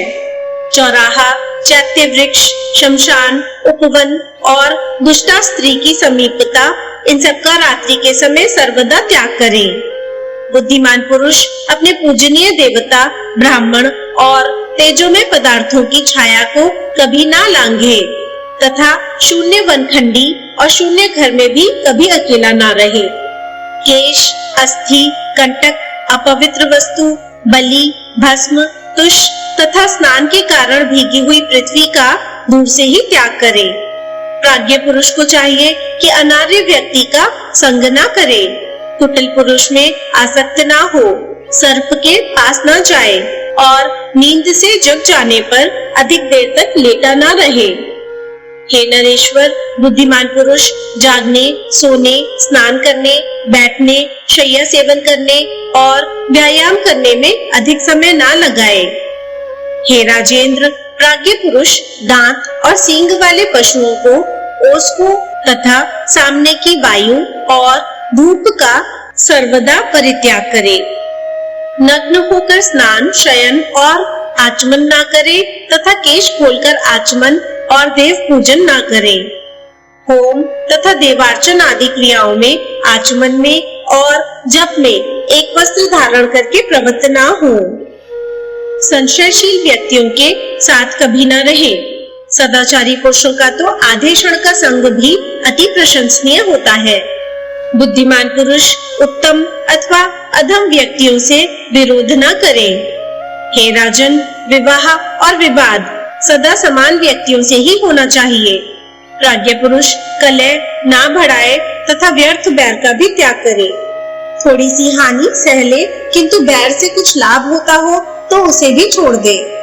स्नान करने के अनंतर स्नान से भीगी हुई धोती अथवा हाथों से शरीर को ना पोंछे तथा खड़े खड़े केशों को ना झाड़े और आचमन भी ना करे। पैर के ऊपर पैर ना रखे, गुरुजनों के सामने पैर ना फैलाए और धृष्टता पूर्वक उनके सामने कभी ऊंचे आसन पर भी ना बैठे। देवालय, चौराहे, मांगलिक द्रव्य और पूज्य व्यक्ति, इन सबको बाईं ओर रखकर ना निकले तथा इनके विपरीत वस्तुओं को दाईं ओर रखकर ना जाए। चंद्रमा, सूर्य, अग्नि, जल, वायु और पूज्य व्यक्तियों के सम्मुख पंडित पुरुष मलमूत्र त्याग ना करे और ना थूके ही। खड़े खड़े अथवा मार्ग में मूत्र त्याग ना करे तथा थूक, विष्ठा, मूत्र और रक्त को कभी ना लांघे। भोजन, देव पूजा, मांगलिक कार्य और जप होम आदि के समय तथा महापुरुषों के सामने थूकना और छींकना उचित नहीं है। बुद्धिमान पुरुष स्त्रियों का अपमान ना करे, उनका विश्वास भी ना करे तथा उनसे ईर्ष्या और उनका तिरस्कार भी कभी ना करे। सदाचार परायण प्राज्ञ पुरुष मांगलिक द्रव्य, पुष्प, रत्न, घृत और पूज्य व्यक्तियों का अभिवादन किए बिना कभी अपने घर से ना निकले। चौराहों को नमस्कार करे, यथा समय अग्निहोत्र करे, दीन दुखियों का उद्धार करे और विद्वान साधु पुरुषों का सत्संग करे। जो पुरुष देवता और ऋषियों की पूजा करता है, पितृगण को पिंडोदक देता है और अतिथि का सत्कार करता है, वह पुण्य लोकों को जाता है। जो व्यक्ति जितेंद्रिय होकर समय अनुसार हित, मित और प्रिय भाषण करता है, हे राजन, वह आनंद के हेतुभूत अक्षय लोकों को प्राप्त होता है। बुद्धिमान, लज्जावान, क्षमाशील, आस्तिक और विनयी पुरुष विद्वान और कुलीन पुरुषों के योग्य उत्तम लोकों में जाता है। अकाल बादलों के गरजने पर, पर्व दिनों पर, अशौच काल में तथा चंद्र और सूर्य ग्रहण के समय बुद्धिमान पुरुष अध्ययन ना करे। जो व्यक्ति क्रोधित को शांत करता है, सबका बंधु है, मत्सर शून्य है, भयभीत को सांत्वना देने वाला है और साधु स्वभाव है, उसके लिए स्वर्ग तो बहुत थोड़ा फल है। जिससे शरीर रक्षा की इच्छा हो, वह पुरुष वर्षा और धूप में छाता लेकर निकले, रात्रि के समय और वन में दंड लेकर जाए तथा जहाँ कहीं जाना हो सर्वदा जूते पहनकर जाए। बुद्धिमान पुरुष को ऊपर की ओर, इधर उधर अथवा दूर के पदार्थों को देखते हुए नहीं चलना चाहिए, केवल 4 हाथ पृथ्वी को देखता हुआ ही चले। जो जितेंद्रिय दोष के समस्त हेतुओं को त्याग देता है, उसके धर्म, अर्थ और काम की थोड़ी सी भी हानि नहीं होती। जो विद्या विनय संपन्न सदाचारी प्राज्ञ पुरुष पापी के प्रति पापमय व्यवहार नहीं करता, कुटिल पुरुषों से प्रिय भाषण करता है तथा जिसका अंतकरण मैत्री से द्रवीभूत रहता है, मुक्ति उसकी मुट्ठी में रहती है। जो महापुरुष कभी काम, क्रोध और लोभ आदि के वशीभूत नहीं होते तथा सर्वदा सदाचार में स्थित रहते हैं, उनके प्रभाव से ही पृथ्वी टिकी हुई है। अतः प्राज्ञ पुरुष को वही सत्य कहना चाहिए जो दूसरों की प्रसन्नता का कारण हो। यदि किसी सत्य वाक्य के कहने से दूसरों को दुख पहुंचता हो तो मौन रहे। यदि प्रिय वाक्य को भी अहितकर समझे तो उसे ना कहे। उस अवस्था में तो हितकर वाक्य ही कहना अच्छा है, भले ही वह अत्यंत अप्रिय क्यों ना हो। जो कार्य इहलोक और परलोक में प्राणियों के हित का साधक हो, मतिमान पुरुष मन, वचन और कर्म से उसी का आचरण करे। और अब बोले, पुत्र के उत्पन्न होने पर पिता को वस्त्रों सहित स्नान करना चाहिए। उसके पश्चात जात कर्म संस्कार और अभ्युदय श्राद्ध करने चाहिए। फिर तन्मय भाव से अनन्य चित्त होकर देवता और पितृगण के लिए क्रमशः दाईं और बाईं ओर बिठाकर 2-2 ब्राह्मणों का पूजन करें और उन्हें भोजन कराएं। हे राजन, पूर्व अथवा उत्तर की ओर मुख करके दही, अक्षत और बद्री फल से बने हुए पिंडों को देव तीर्थ या प्रजापति तीर्थ से दान करें। हे पृथ्वीनाथ, इस आभ्युदायिक श्राद्ध से नंदीमुख नामक पितृगण प्रसन्न होते हैं। अतः सब प्रकार की अभिवृद्धि के समय पुरुषों को इसका अनुष्ठान करना चाहिए। कन्या और पुत्र के विवाह में, गृह प्रवेश में, बालकों के नामकरण तथा चूड़ा कर्म आदि संस्कारों में, सौभाग्य संपन्न संस्कार में और पुत्र आदि के मुख देखने के समय गृहस्थ पुरुष एकाग्रचित्त से नांदीमुख नामक पितृगण का पूजन करे। हे पृथ्वीपाल, अभ्युदायिक श्राद्ध में पितृ पूजा का यह सनातन क्रम तुमको सुनाया। अब प्रेत क्रिया की विधि सुनो। बंधु बांधवों को चाहिए कि भली प्रकार स्नान कराने के अनंतर पुष्पमालाओं से विभूषित शव का गांव के बाहर दाह करें और फिर जलाशय में वस्त्र सहित स्नान कर दक्षिण मुख होकर यत्र तत्र स्थित यात दमुकाए आदि वाक्य का उच्चारण करते हुए जलांजलि दे। तदनंतर गोधूली के समय तारामंडल के दिखने लगने पर ग्राम में प्रवेश करें और अशौच कृत्य संपन्न करके पृथ्वी पर तृण आदि की शैया पर शयन करें। हे पृथ्वी पते, मृत पुरुष के लिए नित्य प्रति पृथ्वी पर पिंडदान करना चाहिए और हे पुरुष श्रेष्ठ, केवल दिन के समय मांसहीन भात खाना चाहिए। अशौच काल में यदि ब्राह्मणों की इच्छा हो तो उन्हें भोजन कराना चाहिए, क्योंकि उस समय ब्राह्मण और बंधु वर्ग के भोजन करने से मृत जीव की तृप्ति होती है। अशौच के पहले तीसरे, सातवें अथवा 9वें दिन वस्त्र त्याग कर और विदेश में स्नान करके तिलांजलि दे। हे राजन, अशौच के चौथे दिन अस्थि चयन करना चाहिए। उसके अनंतर अपने स्पिंड बंधु जनों का अंग स्पर्श किया जा सकता है। हे राजन, उस समय से समानोदक पुरुष चंदन और पुष्प धारण आदि क्रियाओं के सिवा पंच यज्ञ आदि और सब कर्म कर सकते हैं। भस्म और अस्थि चयन के अनंतर स्पिंड पुरुषों द्वारा शैया और आसन का उपयोग तो किया जा सकता है, किंतु स्त्री संसर्ग नहीं किया जा सकता। बालक, पतित, देशांतर स्थित व्यक्ति और तपस्वी के मरने पर तथा जल, अग्नि और फांसी लगाने आदि द्वारा आत्मघात करने पर शीघ्र ही अशौच की निवृत्ति हो जाती है। मृतक के कुटुंब का अन्न 10 दिन तक ना खाना चाहिए तथा अशौच काल में दान, परिग्रह, होम और स्वाध्याय आदि कर्म भी नहीं करने चाहिए। यह 10 दिन का अशौच ब्राह्मण का है। क्षत्रिय का अशौच 12 दिन और वैश्य का 15 दिन रहता है तथा शूद्र की अशौच शुद्धि 1 मास में होती है। अशौच के अंत में इच्छानुसार अयुग्म 3, 5, 7, 9 आदि ब्राह्मणों को भोजन कराएं तथा उनकी जूटन के निकट प्रेत की तृप्ति के लिए कुशापर पिंड दान करें। अशौच शुद्धि हो जाने पर ब्रह्म भोज के अनंतर ब्राह्मण आदि चारों वर्णों को क्रमशः जल, शस्त्र, चाबुक और लाठी का स्पर्श करना चाहिए।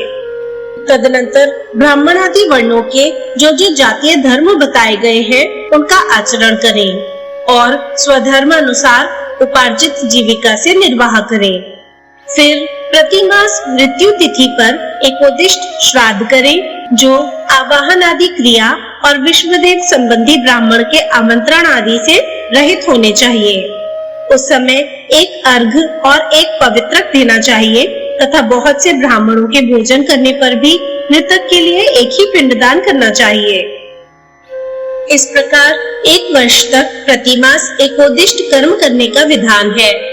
हे राजेंद्र, वर्ष के समाप्त होने पर स्पिंडीकरण करें, उसकी विधि सुनो। हे पार्थिव, इस स्पिंडीकरण कर्म को भी 1 वर्ष, 6 मास अथवा 12 दिन के अनंतर एकोदिष्ट श्राद्ध की विधि से ही करना चाहिए। इसमें तिल, गंध और जल से युक्त 4 पात्र रखें। इनमें से एक पात्र मृत पुरुष का होता है तथा 3 पितृगण के होते हैं। फिर मृत पुरुष के पात्र स्थित जल आदि से पितृगण के पात्रों का सिंचन करें। इस प्रकार मृत पुरुष को पितृत्व प्राप्त हो जाने पर संपूर्ण श्राद्ध कर्मों के द्वारा उस मृत पुरुष से ही आरंभ कर पितृगण का पूजन करें। हे राजन, पुत्र, पौत्र, प्रपौत्र, भाई, भतीजा अथवा अपनी स्पिंड संतति में उत्पन्न हुआ पुरुष ही श्राद्ध आदि क्रिया करने का अधिकारी होता है। यदि इन सब का अभाव हो तो समानोदक की संतति अथवा मातृपक्ष के स्पिंड अथवा समानोदक को इसका अधिकार है।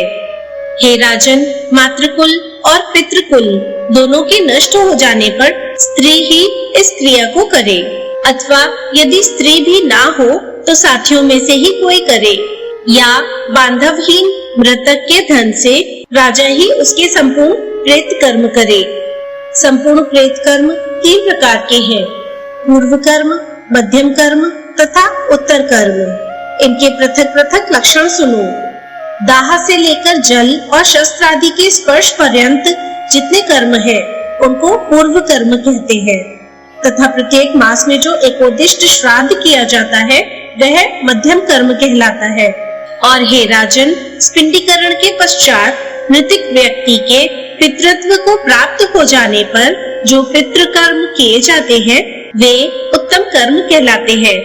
माता, पिता, स्पिंड, समानोदक, समूह के लोग, अथवा उसके धन का अधिकारी राजा पूर्व कर्म कर सकते हैं, किंतु उत्तर कर्म केवल पुत्र, दौहित्रादि अथवा उनकी संतान को ही करना चाहिए। हे राजन, प्रतिवर्ष मरण दिन पर स्त्रियों का भी उत्तर कर्म एकोदिष्ट श्राद्ध की विधि से अवश्य करना चाहिए। अतः हे अनघ, उन उत्तर क्रियाओं को जिस जिस विधि से करना चाहिए वह सुनो। और अब बोले, हे राजन, श्रद्धा सहित श्राद्ध कर्म करने से मनुष्य ब्रह्मा, इंद्र, रुद्र, अश्विनी कुमार, सूर्य, अग्नि, वसुगण, मरुदगण, विश्वदेव, पितृगण, पक्षी, मनुष्य, पशु, सरीसर्प, ऋषिगण तथा भूतगण आदि संपूर्ण जगत को प्रसन्न कर देता है। हे नरेश्वर, प्रत्येक मास के कृष्ण पक्ष की अमावस्या और हेमंत और शिशिर ऋतुओं के 4 महीनों की शुक्ल अष्टमियों पर श्राद्ध करें। यह नित्य श्राद्ध काल है।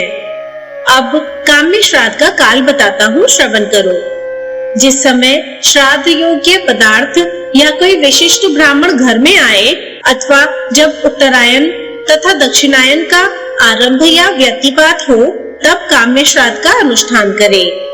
विषुव संक्रांति पर, सूर्य और चंद्र ग्रहण पर, सूर्य के प्रत्येक राशि में प्रवेश करते समय, नक्षत्र अथवा ग्रह की पीड़ा होने पर, दुस्वप्न देखने पर और घर में नवीन अन्न आने पर भी काम्य श्राद्ध करें।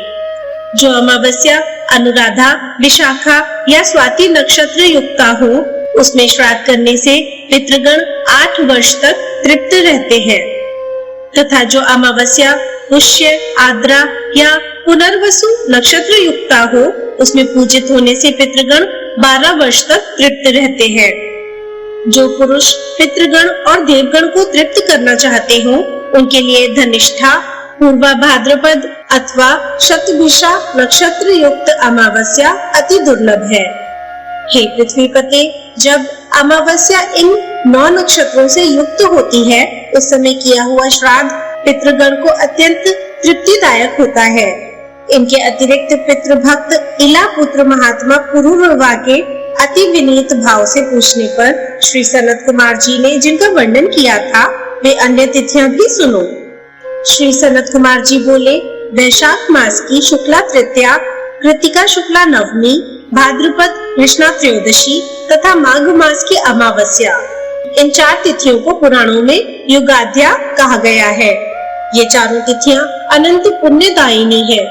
चंद्रमा या सूर्य के ग्रहण के समय 3 अष्टकाओं में अथवा उत्तरायण या दक्षिणायन के आरंभ में जो पुरुष एकाग्रचित्त से पितृगण को तिल सहित जल भी दान करता है, वह मानो 1 सहस्त्र वर्ष के लिए श्राद्ध कर देता है। यह परम रहस्य स्वयं पितृगण ही कहते हैं। यदि कभी माघ की अमावस्या का शतभिषा नक्षत्र से योग हो जाए, तो पितृगण की तृप्ति के लिए यह परम उत्कृष्ट काल होता है। हे राजन, अल्प पुण्यवान पुरुषों को ऐसा समय नहीं मिलता, और यदि उस समय माघ की अमावस्या में धनिष्ठा नक्षत्र का योग हो, तब तो अपने ही कुल में उत्पन्न हुए पुरुष द्वारा दिए हुए अन्नोदक से पितृगण की 10 सहस्त्र वर्ष तक तृप्ति रहती है। तथा यदि उसके साथ पूर्वा भाद्रपद नक्षत्र का योग हो और उस समय पितृगण के लिए श्राद्ध किया जाए, तो उन्हें परम तृप्ति प्राप्त होती है और वे 1 सहस्त्र युग तक शयन करते रहते हैं। गंगा, यमुना, विपाशा, सरस्वती और नैमिषारण्य स्थिता गोमती में स्नान करके पितृगण का आदर पूर्वक अर्चन करने से मनुष्य समस्त पापों को नष्ट कर देता है। पितृगण सर्वदा यह गान करते हैं कि वर्षा काल के मघा नक्षत्र में तृप्त होकर फिर माघ की अमावस्या को अपने पुत्र पौत्रादि द्वारा दी गई पुण्य तीर्थों की जलांजलि से हम कब तृप्ति लाभ करेंगे। विशुद्ध चित्त, शुद्ध धन, प्रशस्त काल, उपर्युक्त विधि, योग पात्र और परम भक्ति, ये सब मनुष्य को इच्छित फल देते हैं। हे पार्थिव, अब तुम पितृगण के गाए हुए कुछ श्लोकों का श्रवण करो। उन्हें सुनकर तुम्हें आदर पूर्वक वैसा ही आचरण करना चाहिए। पितृगण कहते हैं, हमारे कुल में क्या कोई ऐसा मतिमान धन्य पुरुष उत्पन्न होगा जो वित्त लोलुपता को छोड़कर हमें पिंडदान देगा।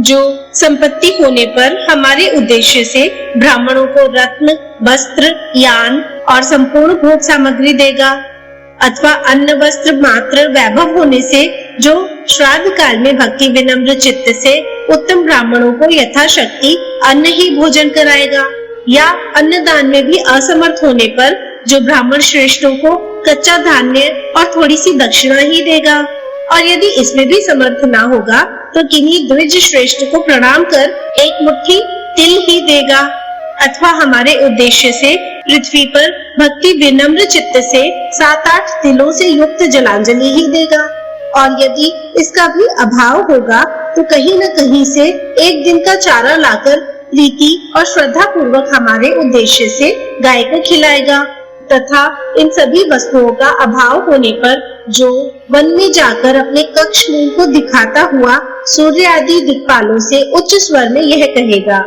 मेरे पास श्राद्ध कर्म के योग्य ना वित्त है, ना धन है और ना कोई अन्य सामग्री है, अतः मैं अपने पितृगण को नमस्कार करता हूँ, वे मेरी भक्ति से ही तृप्ति लाभ कर ले।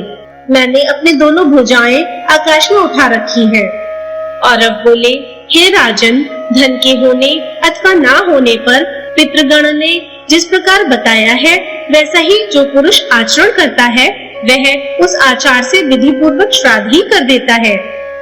और अब बोले, हे राजन, श्राद्ध काल में जैसे गुणशील ब्राह्मणों को भोजन कराना चाहिए वह बताता हूँ, सुनो।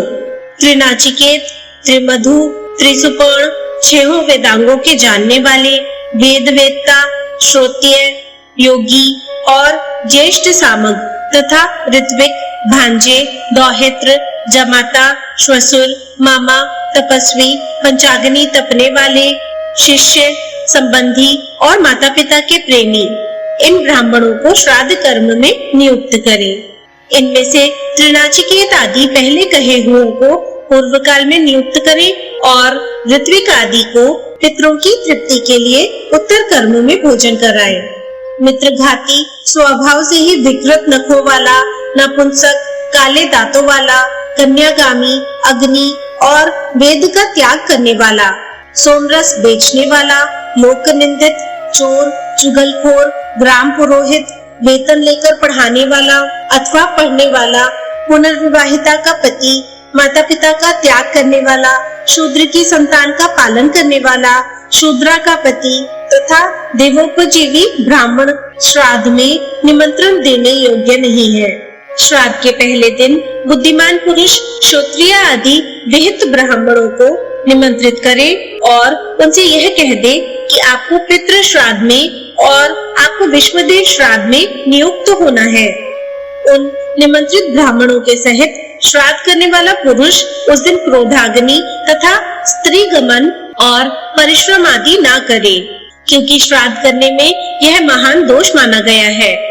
श्राद्ध में निमंत्रित होकर या भोजन करके अथवा निमंत्रण करके या भोजन कराकर जो पुरुष स्त्री प्रसंग करता है वह अपने पितृगण को मानो वीर्य के कुंड में डुबोता है। अतः श्राद्ध के प्रथम दिन पहले तो उपरोक्त गुण विशिष्ट द्विज श्रेष्ठों को निमंत्रित करें और यदि उस दिन कोई अनिमंत्रित तपस्वी ब्राह्मण घर आ जाए तो उन्हें भी भोजन कराएं। घर आए हुए ब्राह्मणों का पहले पाद शुद्धि आदि से सत्कार करें, फिर हाथ धोकर उन्हें आचमन कराने के बाद आसन पर बिठाएं। अपनी सामर्थ्य अनुसार पितृगण के लिए आयोगम और देवगण के लिए युगम ब्राह्मण नियुक्त करें अथवा दोनों पक्षों के लिए एक एक ब्राह्मण की ही नियुक्ति करें। और इसी प्रकार वैश्वदेव के सहित मातामह श्राद्ध करें अथवा पितृपक्ष और मातामह पक्ष दोनों के लिए भक्ति पूर्वक एक ही वैश्वदेव श्राद्ध करें।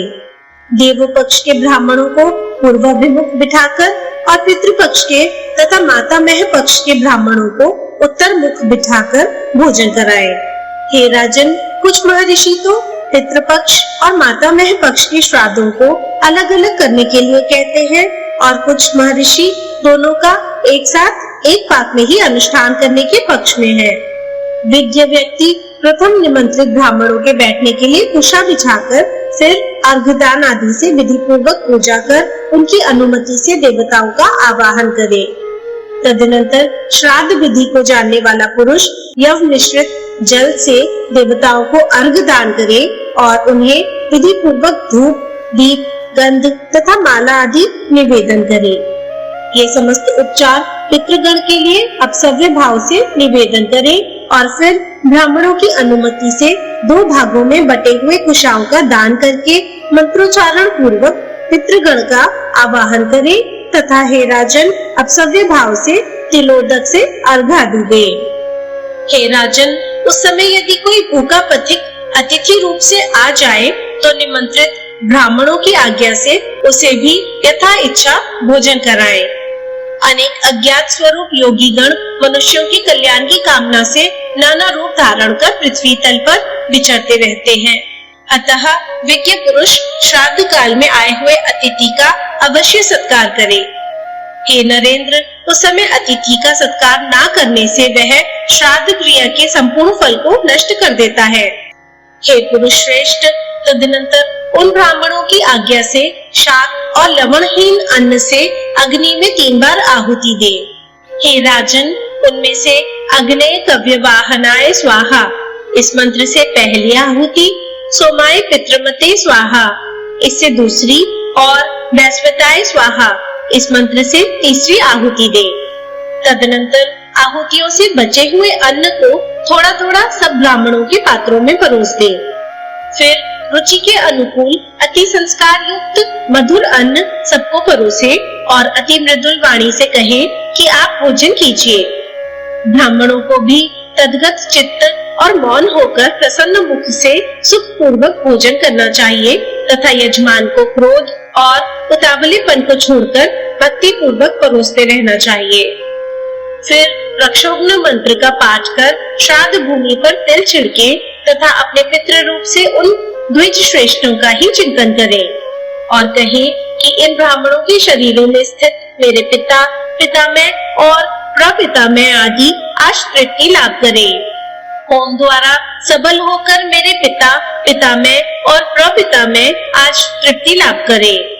मैंने जो पृथ्वी पर पिंड दान किया है उससे मेरे पिता, पितामह और प्रपितामह तृप्ति लाभ करें। श्राद्ध रूप से जो कुछ भी निवेदन न कर सकने के कारण मैंने भक्ति पूर्वक जो कुछ कहा है उस मेरे भक्ति भाव से ही मेरे पिता, पितामह और प्रपितामह तृप्ति लाभ करें। मेरे नाना, उनके पिता और उनके भी पिता तथा विश्वदेव गण परम तृप्ति लाभ करें तथा समस्त राक्षस गण नष्ट हो जाएं। यहाँ समस्त हव्य कव्य के भोगता यज्ञेश्वर भगवान हरि विराजमान है, अतः उनकी सन्निधि के कारण समस्त राक्षस और असुर गण यहाँ से तुरंत भाग जाएं। तदनंतर ब्राह्मणों के तृप्त हो जाने पर थोड़ा सा अन्न पृथ्वी पर डालें और आचमन के लिए उन्हें एक एक बार और जल दें। फिर भली प्रकार तृप्त हुए उन ब्राह्मणों की आज्ञा होने पर समाहित चित्त से पृथ्वी पर अन्न और तिल के पिंड दान करें और पितृ तीर्थ से तिल युक्त जलांजलि दे तथा मातामह आदि को भी उस पितृ तीर्थ से ही पिंड दान करें। ब्राह्मणों के जूतन के निकट दक्षिण की ओर अग्रभाग करके बिछाए हुए कुशाओं पर पहले अपने पिता के लिए पुष्प धूप आदि से पूजित पिंड दान करें। तत्पश्चात एक पिंड पितामह के लिए और एक प्रपितामह के लिए दे और फिर कुशाओं के मूल में हाथ में लगे अन्न को पोंछकर लेप भाग भुज तृप्यताम ऐसा उच्चारण करते हुए लेप भोजी पितृगण को तृप्त करें। इसी प्रकार गंध और माला आदि युक्त पिंडों से मातामह आदि का पूजन कर फिर द्विज श्रेष्ठों को आचमन कराएं। और हे नरेश्वर, इसके पीछे भक्ति भाव से तन्मय होकर पहले पितृ पक्षीय ब्राह्मणों का सुस्वधा यह आशीर्वाद ग्रहण करता हुआ यथाशक्ति दक्षिणा दे। फिर वैश्वदेविक ब्राह्मणों के निकट जा उन्हें दक्षिणा देकर कहे कि इस दक्षिणा से विश्वदेव कर प्रसन्न हो। उन ब्राह्मणों के तथास्तु कहने पर उनसे आशीर्वाद के लिए प्रार्थना करें और फिर पहले पितृपक्ष के और उसके बाद देव पक्ष के ब्राह्मणों को विदा करें।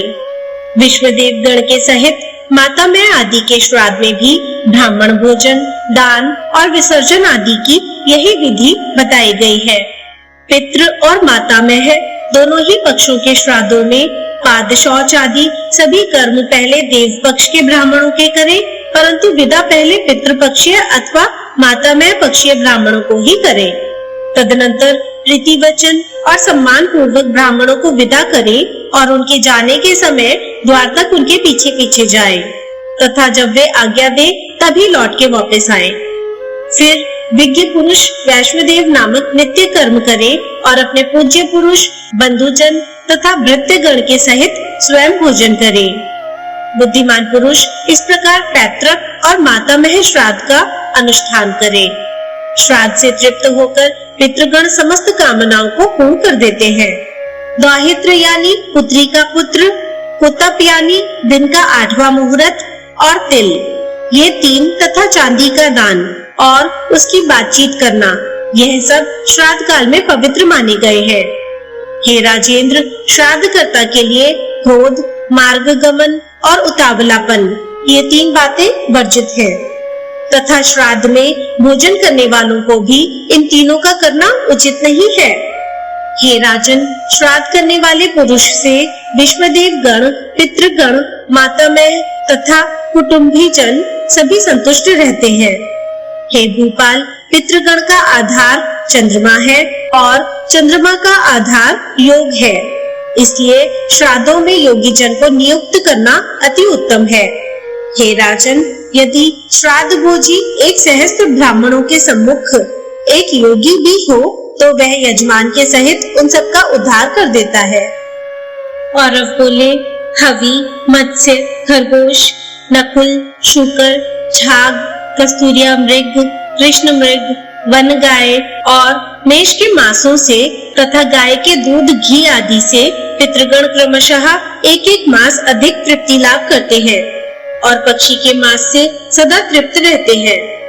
हे नरेश्वर, श्राद्ध कर्म में गेंडे का मांस, काल शाक और मधु अत्यंत प्रशस्त और अत्यंत तृप्तिदायक है।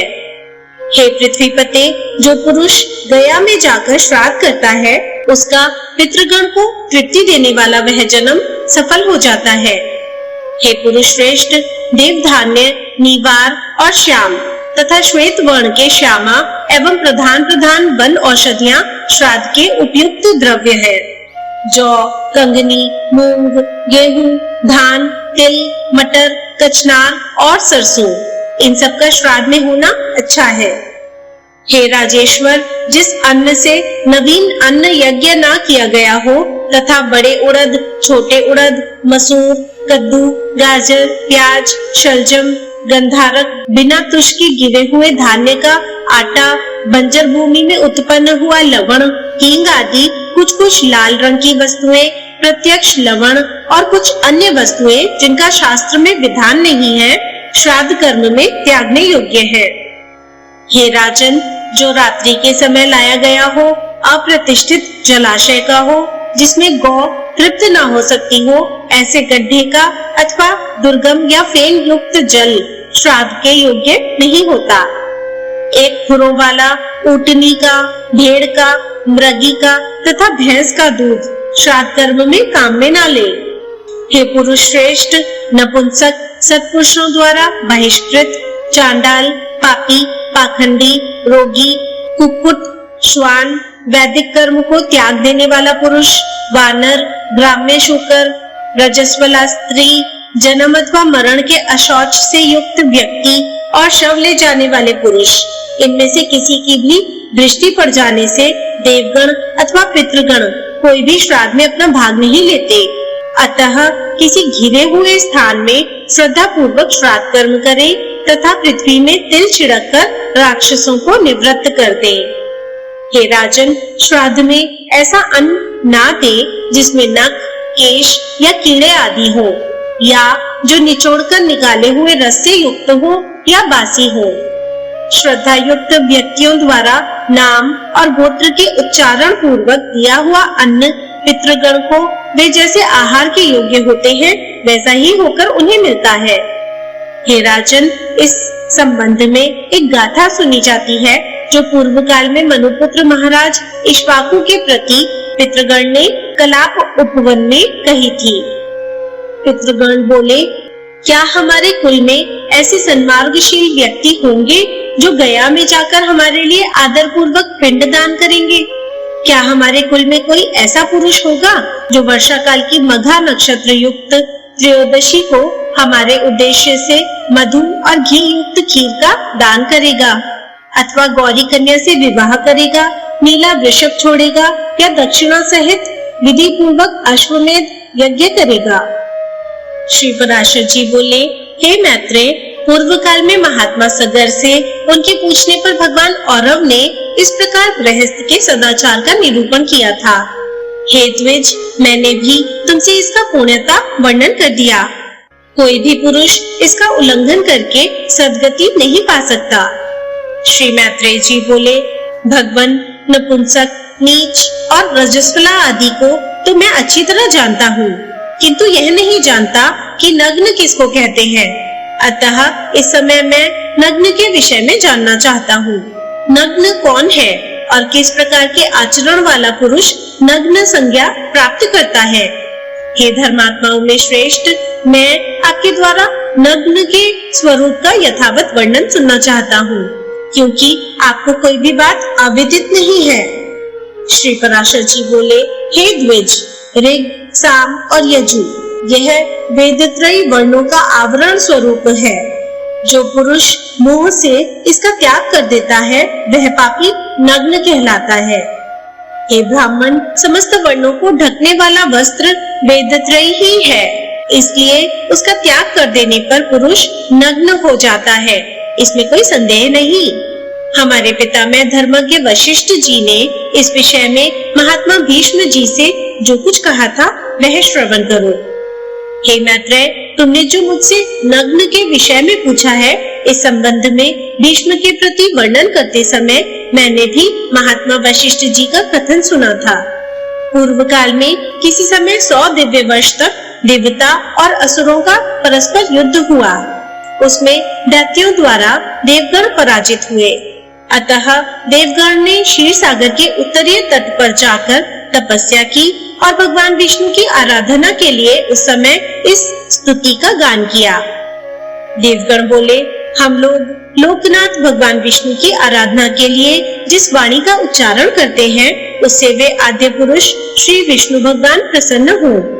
जिन परमात्मा से संपूर्ण भूत उत्पन्न हुए हैं और जिनमें वे सब अंत में लीन हो जाएंगे, संसार में उनकी स्तुति करने में भला कौन समर्थ है? हे प्रभु, यद्यपि आपका यथार्थ स्वरूप वाणी का विषय नहीं है, तो भी शत्रुओं के हाथ से विध्वस्त होकर पराक्रमहीन हो जाने के कारण हम अभय प्राप्ति के लिए आपकी स्तुति करते हैं। पृथ्वी, जल, अग्नि, वायु, आकाश, अंतकरण, मूल प्रकृति और प्रकृति से परे पुरुष, ये सब आप ही हैं। हे सर्वभूतात्मन, ब्रह्मा से लेकर स्तंभ पर्यंत स्थान और काल आदि भेद युक्त यह मूर्त अमूर्त पदार्थ में संपूर्ण प्रपंच आपका ही शरीर है। आपके नाभि कमल से विश्व के उपकारार्थ प्रकट हुआ जो आपका प्रथम रूप है। हे ईश्वर, उस ब्रह्म स्वरूप को हम नमस्कार करते हैं। इंद्र, सूर्य, रुद्र, वसु, अश्विनी कुमार, मरुदगण और सोम आदि भेद युक्त हम लोग भी आपका ही एक रूप है। अतः आपके उस देव रूप को नमस्कार है। हे गोविंद, जो दंभमयी, अज्ञानमयी तथा तितिक्षा और दंभ से शून्य है, आपकी उस दैत्य मूर्ति को नमस्कार है। जिस मंद सत्व स्वरूप में हृदय की नाड़ियां अत्यंत ज्ञान वाहिनी नहीं होती तथा जो शब्दादि विषयों का लोभी होता है, आपके उस यक्ष रूप को नमस्कार है। हे पुरुषोत्तम, आपका जो क्रूरता और माया से युक्त घोर तमोमय रूप है, उस राक्षस स्वरूप को नमस्कार है। हे जनार्दन, जो स्वर्ग में रहने वाले धार्मिक जनों के यज्ञादि सद्कर्मों के फल सुख आदि की प्राप्ति कराने वाला आपका धर्म नामक रूप है, उसे नमस्कार है। जो जल, अग्नि आदि गमनीय स्थानों में जाकर भी सर्वदा निर्लिप्त और प्रसन्नता में रहता है, वह सिद्ध नामक रूप आपका ही है। ऐसे सिद्ध स्वरूप आपको नमस्कार है। हे हरे, जो अक्षमा का आश्रय, अत्यंत क्रूर और काम उपभोग में समर्थ आपका जो जीव वाला स्वरूप है, उन नाग स्वरूप आपको नमस्कार है। हे विष्णु, जो ज्ञान में शांत, दोष रहित और कल्मशहीन है, उस आपके मुनिमय स्वरूप को नमस्कार है। जो कल्पांत में अनिवार्य रूप से समस्त भूतों का भक्षण कर जाता है, हे पुंडरीकाक्ष, आपके उस काल स्वरूप को नमस्कार है। जो प्रलय काल में देवता आदि समस्त प्राणियों को सामान्य भाव से भक्षण करके नृत्य करता है, आपके उस रुद्र स्वरूप को नमस्कार है। रजोगुण की प्रवृत्ति के कारण जो कर्मों का कारण रूप है, हे जनार्दन, आपके उस मनुष्यात्मक स्वरूप को नमस्कार है। हे सर्वात्मन, जो 28 वध युक्त तमोमय और उन्मार्गगामी है, आपके उस पशु रूप को नमस्कार है। जो जगत की स्थिति का साधन और यज्ञ का अंगभूत है तथा वृक्ष, लता, गुल्म, विरुद्ध, तृण और गिरि इन 6 भेदों से युक्त है, उन मुख्य उभदित रूप आपको नमस्कार है। तिर्यक, मनुष्य तथा देवता आदि प्राणी, आकाश आदि पंचभूत और शब्द आदि उनके गुण, ये सब आपके ही रूप हैं, अतः आप सर्वात्मा को नमस्कार है। हे परमात्मन, प्रधान और महतत्ववादी रूप इस संपूर्ण जगत से जो परे है, सबका आदि कारण है तथा जिसके समान कोई अन्य रूप नहीं है, आपके उस प्रकृति आदि कारणों के भी कारण रूप को नमस्कार है।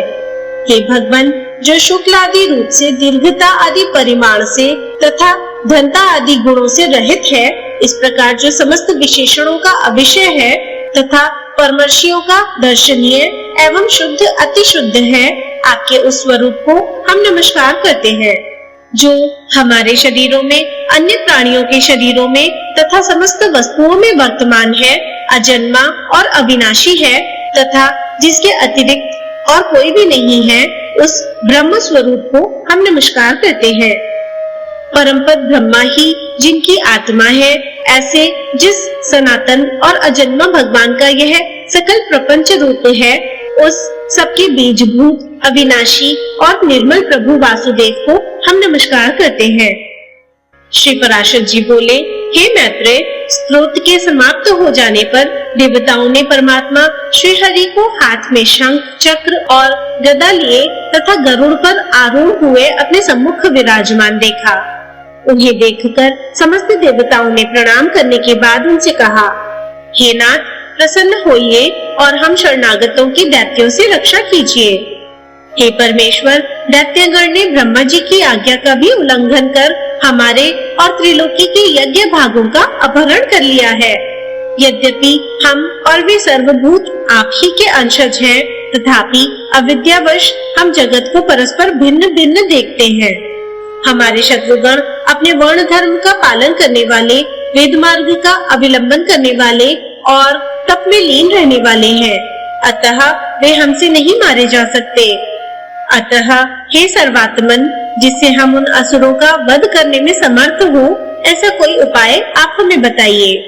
श्री पराशर जी बोले, उनके ऐसा कहने पर भगवान विष्णु ने अपने शरीर से माया मोह को उत्पन्न किया और उसे देवताओं को देकर कहा, यह माया मोह उन संपूर्ण दैत्यगण को मोहित कर देगा, तब वे वेद मार्ग का उल्लंघन करने से तुम लोगों से मारे जा सकेंगे।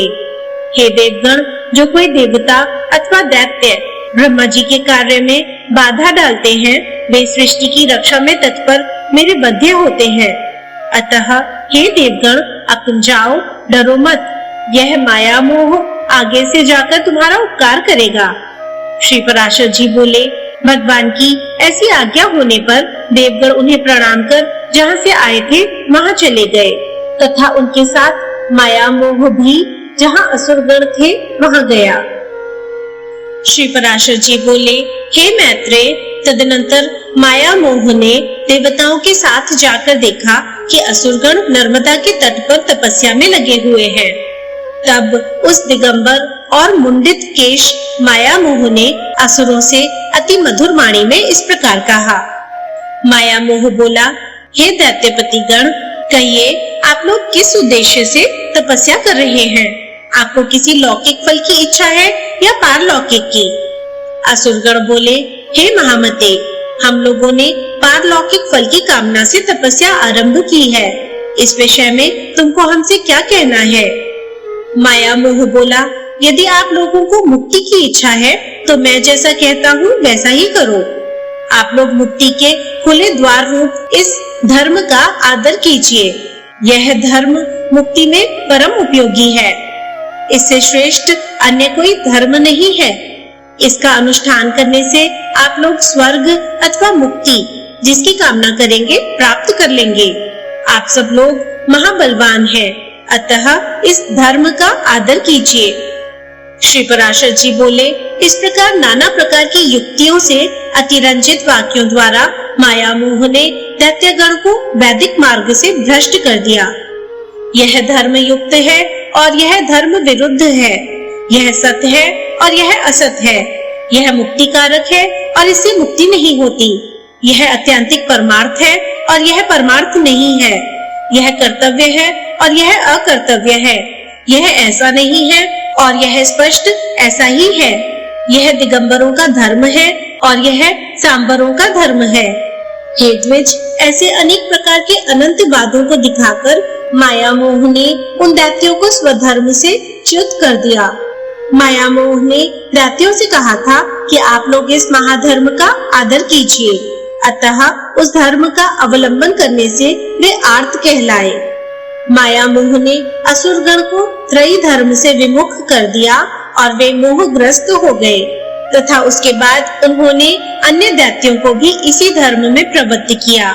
उन्होंने दूसरे दैत्यों को, दूसरों ने तीसरों को, तीसरों ने चौथों को तथा उन्होंने औरों को इसी धर्म में प्रवृत्त किया। इस प्रकार थोड़े ही दिनों में दैत्यगण ने वेद त्रयी का प्रायः त्याग कर दिया। तदनंतर जितेंद्रिय माया मोह ने रक्त वस्त्र धारण कर अन्य असुरों के पास जाकर उनसे मृदु, अल्प और मधुर शब्दों में कहा, हे असुरगण, यदि तुम लोगों को स्वर्ग अथवा मोक्ष की इच्छा है तो पशु हिंसा आदि दुष्ट कर्मों को त्याग कर बोध प्राप्त करो। यह संपूर्ण जगत विज्ञानमय है, ऐसा जानो। मेरे वाक्यों पर पूर्णतः ध्यान दो। इस विषय में बुद्धिजनों का ऐसा ही मत है कि यह संसार अनाधार है, ब्रह्मजन्य पदार्थों की प्रतीति पर ही स्थिर है तथा राग आदि दोषों से दूषित है। इस संसार संकट में जीव अत्यंत भटकता रहता है। इस प्रकार जानो, समझो आदि शब्दों से बुद्ध धर्म का निर्देश कर माया मोह ने दैत्यों से उनका निज धर्म छुड़ा दिया। माया मोह ने ऐसे नाना प्रकार के युक्ति युक्त वाक्य कहे जिससे उन दैत्यगण ने त्रयी धर्म को त्याग दिया। उन दैत्यगण ने अन्य दैत्यों से तथा उन्होंने अन्य से ऐसे ही वाक्य कहे। हे मैत्रेय, इस प्रकार उन्होंने श्रुति स्मृति विहित अपने परम धर्म को त्याग दिया। हे द्विज, मोहकारी माया मोह ने और भी अनेकानेक दैत्यों को भिन्न भिन्न प्रकार के विविध पाखंडों से मोहित कर दिया। इस प्रकार थोड़े ही समय में माया मोह के द्वारा मोहित होकर असुरगण ने वैदिक धर्म की बातचीत करना भी छोड़ दिया। हे द्विज, उनमें से कोई वेदों की, कोई देवताओं की, कोई याज्ञिक कर्म कलापों की तथा कोई ब्राह्मणों की निंदा करने लगे। वे कहने लगे, हिंसा से भी धर्म होता है। यह बात किसी प्रकार युक्ति संगत नहीं है। अग्नि में हवी जलाने से फल होगा, यह भी बच्चों की सी ही बात है। अनेकों यज्ञों के द्वारा देवत्व लाभ करके यदि इंद्र को शमी आदि काष्ठ का ही भोजन करना पड़ता है तो इससे तो पत्ते खाने वाला पशु ही अच्छा है। यदि यज्ञ में बलि किए गए पशु को स्वर्ग की प्राप्ति होती है तो यजमान अपने पिता को ही क्यों नहीं मार डालता। यदि किसी अन्य पुरुष के भोजन करने से भी किसी पुरुष की तृप्ति हो सकती है तो विदेश की यात्रा के समय खाद्य पदार्थ ले जाने का परिश्रम करने की क्या आवश्यकता है। पुत्रगण घर पर ही श्राद्ध कर दिया करे।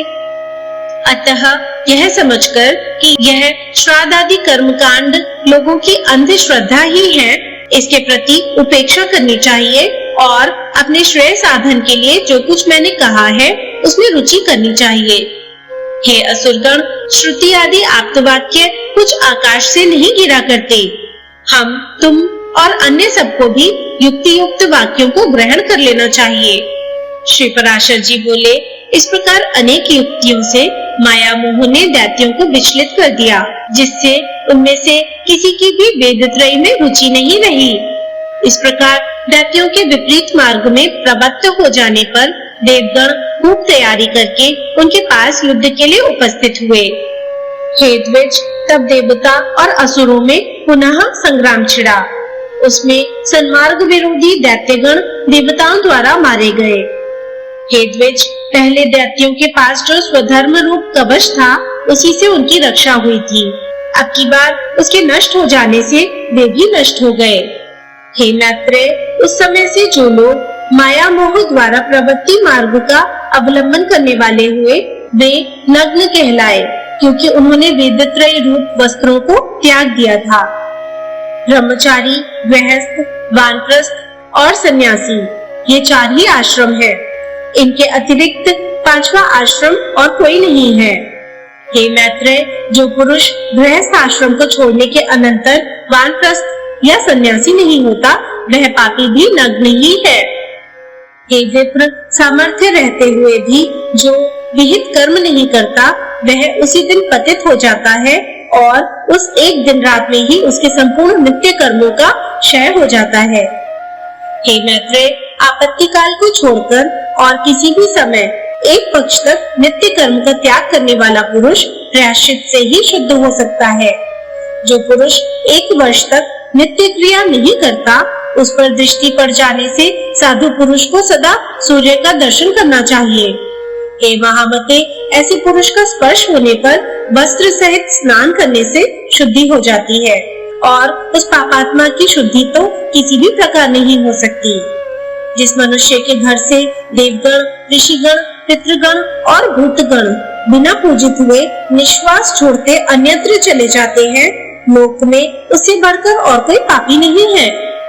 हे द्विज, ऐसे पुरुष के साथ 1 वर्ष तक संभाषण, कुशल प्रश्न और उठने बैठने से मनुष्य उसी के समान पापात्मा हो जाता है। जिसका शरीर अथवा ग्रह देवता आदि के निश्वास से निहत है, उसके साथ अपने ग्रह, आसन और वस्त्र आदि को ना मिलाए। जो पुरुष उसके घर में भोजन करता है, उसका आसन ग्रहण करता है अथवा उसके साथ एक ही शैया पर शयन करता है, वह शीघ्र ही उसी के समान हो जाता है। जो मनुष्य देवता, पितर, भूतगण और अतिथियों का पूजन किए बिना स्वयं भोजन करता है, वह पापमय भोजन करता है, उसकी शुद्धि नहीं हो सकती। जो ब्राह्मण आदि वर्ण स्वधर्म को छोड़कर पर धर्मों में प्रवृत्त होते हैं अथवा हीन वृत्ति का अवलंबन करते हैं, वे नग्न कहलाते हैं। हे मैत्रेय, जिस स्थान में चारों वर्णों का अत्यंत मिश्रण हो, उसमें रहने से पुरुष की साधु वृत्तियों का क्षय हो जाता है। जो पुरुष ऋषि, देव, पितृ, भूत और अतिथि गण का पूजन किए बिना भोजन करता है, उससे संभाषण करने से भी लोग नरक में पड़ते हैं। अतः वेदत्रयी के त्याग से दूषित इन नग्नों के साथ प्राज्ञ पुरुष सर्वदा संभाषण और स्पर्श आदि का भी त्याग कर दे। यदि इनकी दृष्टि पड़ जाए तो श्रद्धावान पुरुषों का यत्न पूर्वक किया हुआ श्राद्ध देवता अथवा पितृ पितामह गण की तृप्ति नहीं करता। सुना जाता है, पूर्व काल में पृथ्वी तल पर शतधनु नाम से विख्यात एक राजा था। उसकी पत्नी शैव्या अत्यंत धर्मपरायणा थी। वह महाभागा, पतिव्रता, सत्य, शौच और दया से युक्त तथा विनय और नीति आदि संपूर्ण सुलक्षणों से संपन्न थी। उस महारानी के साथ राजा शतधनु ने परम समाधि द्वारा सर्वव्यापक देवदेव श्री जनार्दन की आराधना की। वे प्रतिदिन तन्मय होकर अनन्य भाव से होम, जप, दान, उपवास और पूजन आदि द्वारा भगवान की भक्ति पूर्वक आराधना करने लगे। हे द्विज, एक दिन कार्तिक पूर्णिमा को उपवास कर उन दोनों पति पत्नी ने श्री गंगा जी में एक साथ ही स्नान करने के अनंतर बाहर आने पर एक पाखंडी को सामने आता देखा। यह ब्राह्मण उस महात्मा राजा के धनुर्वेद आचार्य का मित्र था। अतः आचार्य के गौरववश राजा ने भी उससे मित्रवत व्यवहार किया, किंतु उसकी पतिव्रता पत्नी ने उसका कुछ भी आदर नहीं किया। वह मौन रही और यह सोचकर कि मैं उपवास युक्त हूँ, उसे देखकर सूर्य का दर्शन किया।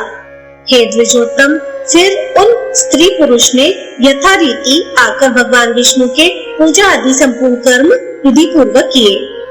कालांतर में वह शत्रुजित राजा मारा गया। तब देवी शैव्या ने भी चितारूढ़ महाराज का अनुगमन किया। राजा शतधनु ने उपवास अवस्था में पाखंडी से वार्तालाप किया था, अतः उस पाप के कारण उसने कुत्ते का जन्म लिया तथा वह शुभ लक्षणा काशी नरेश की कन्या हुई, जो सब प्रकार के विज्ञान से युक्त, सर्व लक्षण संपन्ना और पूर्व जन्म का वृतांत जानने वाली थी। उनके पिता ने उनके विवाह करने की इच्छा की, किंतु उस सुंदरी के ही रोक देने पर वह उसके विवाह आदि से उपरत हो गए। तब उसने दिव्य दृष्टि से अपने पति को कुत्ता हुआ जान विदिशा नामक नगर में जाकर उसे वहां कुत्ते की अवस्था में देखा। अपने महाभाग पति को कुत्ते के रूप में देखकर उस सुंदरी ने उसे सत्कार पूर्वक अति उत्तम भोजन कराया। उसके दिए हुए उस अति मधुर और इच्छित अन्न को खाकर वह अपनी जाति के अनुकूल नाना प्रकार की चाटुता प्रदर्शित करने लगा। उसकी चाटुता करने से अत्यंत संकुचित हो उस बालिका ने कुत्सित योनि में उत्पन्न हुए उस अपने प्रियतम को प्रणाम कर उससे इस प्रकार कहा, महाराज, आप अपनी उस उदारता का स्मरण कीजिए जिसके कारण आज आप श्वान योनि को प्राप्त होकर मेरे चाटुकार हुए हैं। हे प्रभु, क्या आपको यह स्मरण नहीं है कि तीर्थ स्थान के अनंतर पाखंडी से वार्तालाप करने के कारण ही आपको यह कुत्सित योनि मिली है? श्री पराशर जी बोले, उस कन्या द्वारा इस प्रकार स्मरण कराए जाने पर उसने बहुत देर तक अपने पूर्व जन्म का चिंतन किया। तब उसे अति दुर्लभ निर्वेद प्राप्त हुआ। उसने अति उदास चित्त से नगर के बाहर आ प्राण त्याग दिए और फिर शृगाल योनि में जन्म लिया। तब काशीराज कन्या दिव्य दृष्टि से उसे दूसरे जन्म में शृगाल हुआ जान उसे देखने के लिए कोलाहल पर्वत पर गई। वहां भी अपने पति को गीदड़ योनि में उत्पन्न हुआ देख वह सुंदरी राजकन्या उससे बोली, हे राजेंद्र, श्वान योनि में जन्म लेने पर मैंने आपसे जो पाखंड से वार्तालाप विषयक पूर्व जन्म का वृतांत कहा था, क्या आपको वह स्मरण है? तब सत्यनिष्ठों में श्रेष्ठ राजा शतधनु ने उसके इस प्रकार कहने पर सारा सत्य वृतांत जानकर निराहार रह वन में अपने शरीर को छोड़ दिया। फिर वह एक भेड़िया हुआ। उस समय भी आनंदिता राजकन्या ने उस निर्जन वन में जाकर अपने पति को उसके पूर्व जन्म का वृतांत स्मरण कराया। उसने कहा, हे महाभाग, तुम भेड़िया नहीं हो, तुम राजा शतधनु हो। तुम अपने पूर्व जन्मों में क्रमशः कुत्ता और गीदड़ होकर अब भेड़िया हुए हो। इस प्रकार उसकी स्मरण कराने पर राजा ने जब भेड़िए के शरीर को छोड़ा तो गिद्ध योनि में जन्म लिया। उस समय भी उसकी निष्पाप भार्या ने उसे फिर बोध कराया। हे नरेंद्र, तुम अपने स्वरूप का स्मरण करो, इन गिद्ध चेष्टाओं को छोड़ो। पाखंडी के साथ वार्तालाप करने के दोष से ही तुम गिद्ध हुए हो। फिर दूसरे जन्म में कौवा योनि को प्राप्त होने पर भी अपने पति को योग बल से पाकर उस सुंदरी ने कहा, हे प्रभु, जिनके वशीभूत होकर संपूर्ण सामंत गण नाना प्रकार की वस्तुएं भेंट करते थे, वही आप आज कौवा योनि को प्राप्त होकर बलि भोजी हुए हैं। इसी प्रकार कौवा योनि में भी पूर्व जन्म का स्मरण कराए जाने पर राजा ने अपने प्राण छोड़ दिए और फिर मयूर योनि में जन्म लिया। मयूर अवस्था में भी काशीराज की कन्या उसे क्षण क्षण में अति सुंदर मयूरोचित आहार देती हुई उसकी टहल करने लगी। उस समय राजा जनक ने अश्वमेध नामक महायज्ञ का अनुष्ठान किया। उस यज्ञ में अवभृत स्नान के समय उस मयूर को स्नान कराया। तब उस सुंदरी ने स्वयं भी स्नान कर राजा को यह स्मरण कराया कि किस प्रकार उसने श्वान और गीदड़ आदि योनियां ग्रहण की थी। अपनी जन्म परंपरा का स्मरण होने पर उसने अपना शरीर त्याग दिया और फिर महात्मा जनक जी के यहाँ ही पुत्र रूप से जन्म लिया। तब उस सुंदरी ने अपने पिता को विवाह के लिए प्रेरित किया। उसकी प्रेरणा से राजा ने उसके स्वयंवर का आयोजन किया। स्वयंवर होने पर उस राजकन्या ने स्वयंवर में आए हुए अपने उस पति को फिर पति भाव से वरण किया। उस राजकुमार ने काशीराज सुता के साथ नाना प्रकार के भोग भोगे और फिर पिता के परलोकवासी होने पर विदेह नगर का राज्य किया। उसने बहुत से यज्ञ किए, याचकों को नाना प्रकार के दान दिए, बहुत से पुत्र उत्पन्न किए और शत्रुओं के साथ अनेकों युद्ध किए। इस प्रकार उस राजा ने पृथ्वी का न्यायानुकूल पालन करते हुए राज्य भोग किया और अंत में अपने प्रिय प्राणों को धर्म युद्ध में छोड़ा। तब उस सुलोचना ने पहले के समान फिर अपने चितारूढ़ पति का विधि पूर्वक प्रसन्न मन से अनुगमन किया। इससे वह राजा उस राजकन्या के सहित इंद्रलोक से भी उत्कृष्ट अक्षय लोकों को प्राप्त हुआ। हे द्विज श्रेष्ठ, इस प्रकार शुद्ध हो जाने पर उसने अतुलनीय अक्षय स्वर्ग, अति दुर्लभ दाम्पत्य और अपने पूर्वार्जित पुण्य का फल प्राप्त कर लिया। हे द्विज, इस प्रकार मैंने तुमसे पाखंडी से संभाषण करने का दोष और अश्वमेध यज्ञ में स्नान करने का महात्म्य वर्णन कर दिया। इसलिए पाखंडी और पापचारियों से कभी वार्तालाप और स्पर्श न करें।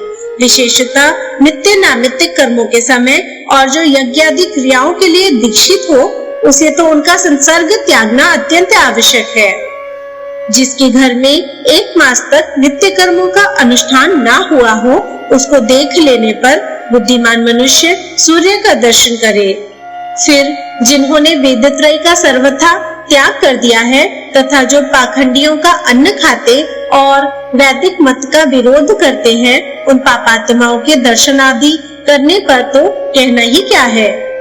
इन दुराचारी पाखंडियों के साथ वार्तालाप करने, संपर्क रखने और उठने बैठने में महान पाप होता है। इसलिए इन सब बातों का त्याग करें। पाखंडी, विकर्मी, विडाल व्रत वाले, दुष्ट, स्वार्थी और बगुला भक्त लोगों का वाणी से भी आदर न करें। इन पाखंडी, दुराचारी और अति पापियों का संसर्ग दूर ही से त्यागने योग्य है, इसलिए इनका सर्वदा त्याग करें। इस प्रकार मैंने तुमसे नग्नों की व्याख्या की, जिनके दर्शन मात्र से श्राद्ध नष्ट हो जाता है और जिनके साथ संभाषण करने से मनुष्य का 1 दिन का पुण्य क्षीण हो जाता है। यह पाखंडी बड़े पापी होते हैं। बुद्धिमान पुरुष इनसे कभी संभाषण न करे। इनके साथ संभाषण करने से उस दिन का पुण्य नष्ट हो जाता है। जो बिना कारण ही जटा धारण करते अथवा मूढ़ मुंडाते हैं, देवता, अतिथि आदि को भोजन कराए बिना स्वयं ही भोजन कर लेते हैं, सब प्रकार से शौचहीन है तथा जलदान और पितृपिंड आदि से भी बहिष्कृत हैं, उन लोगों से वार्तालाप करने से भी लोग नरक में जाते हैं। ओम नमो भगवते वासुदेवाय नमः। ओम श्रीमन नारायणाय नमः। श्री विष्णु पुराण 3रा अंश समाप्त।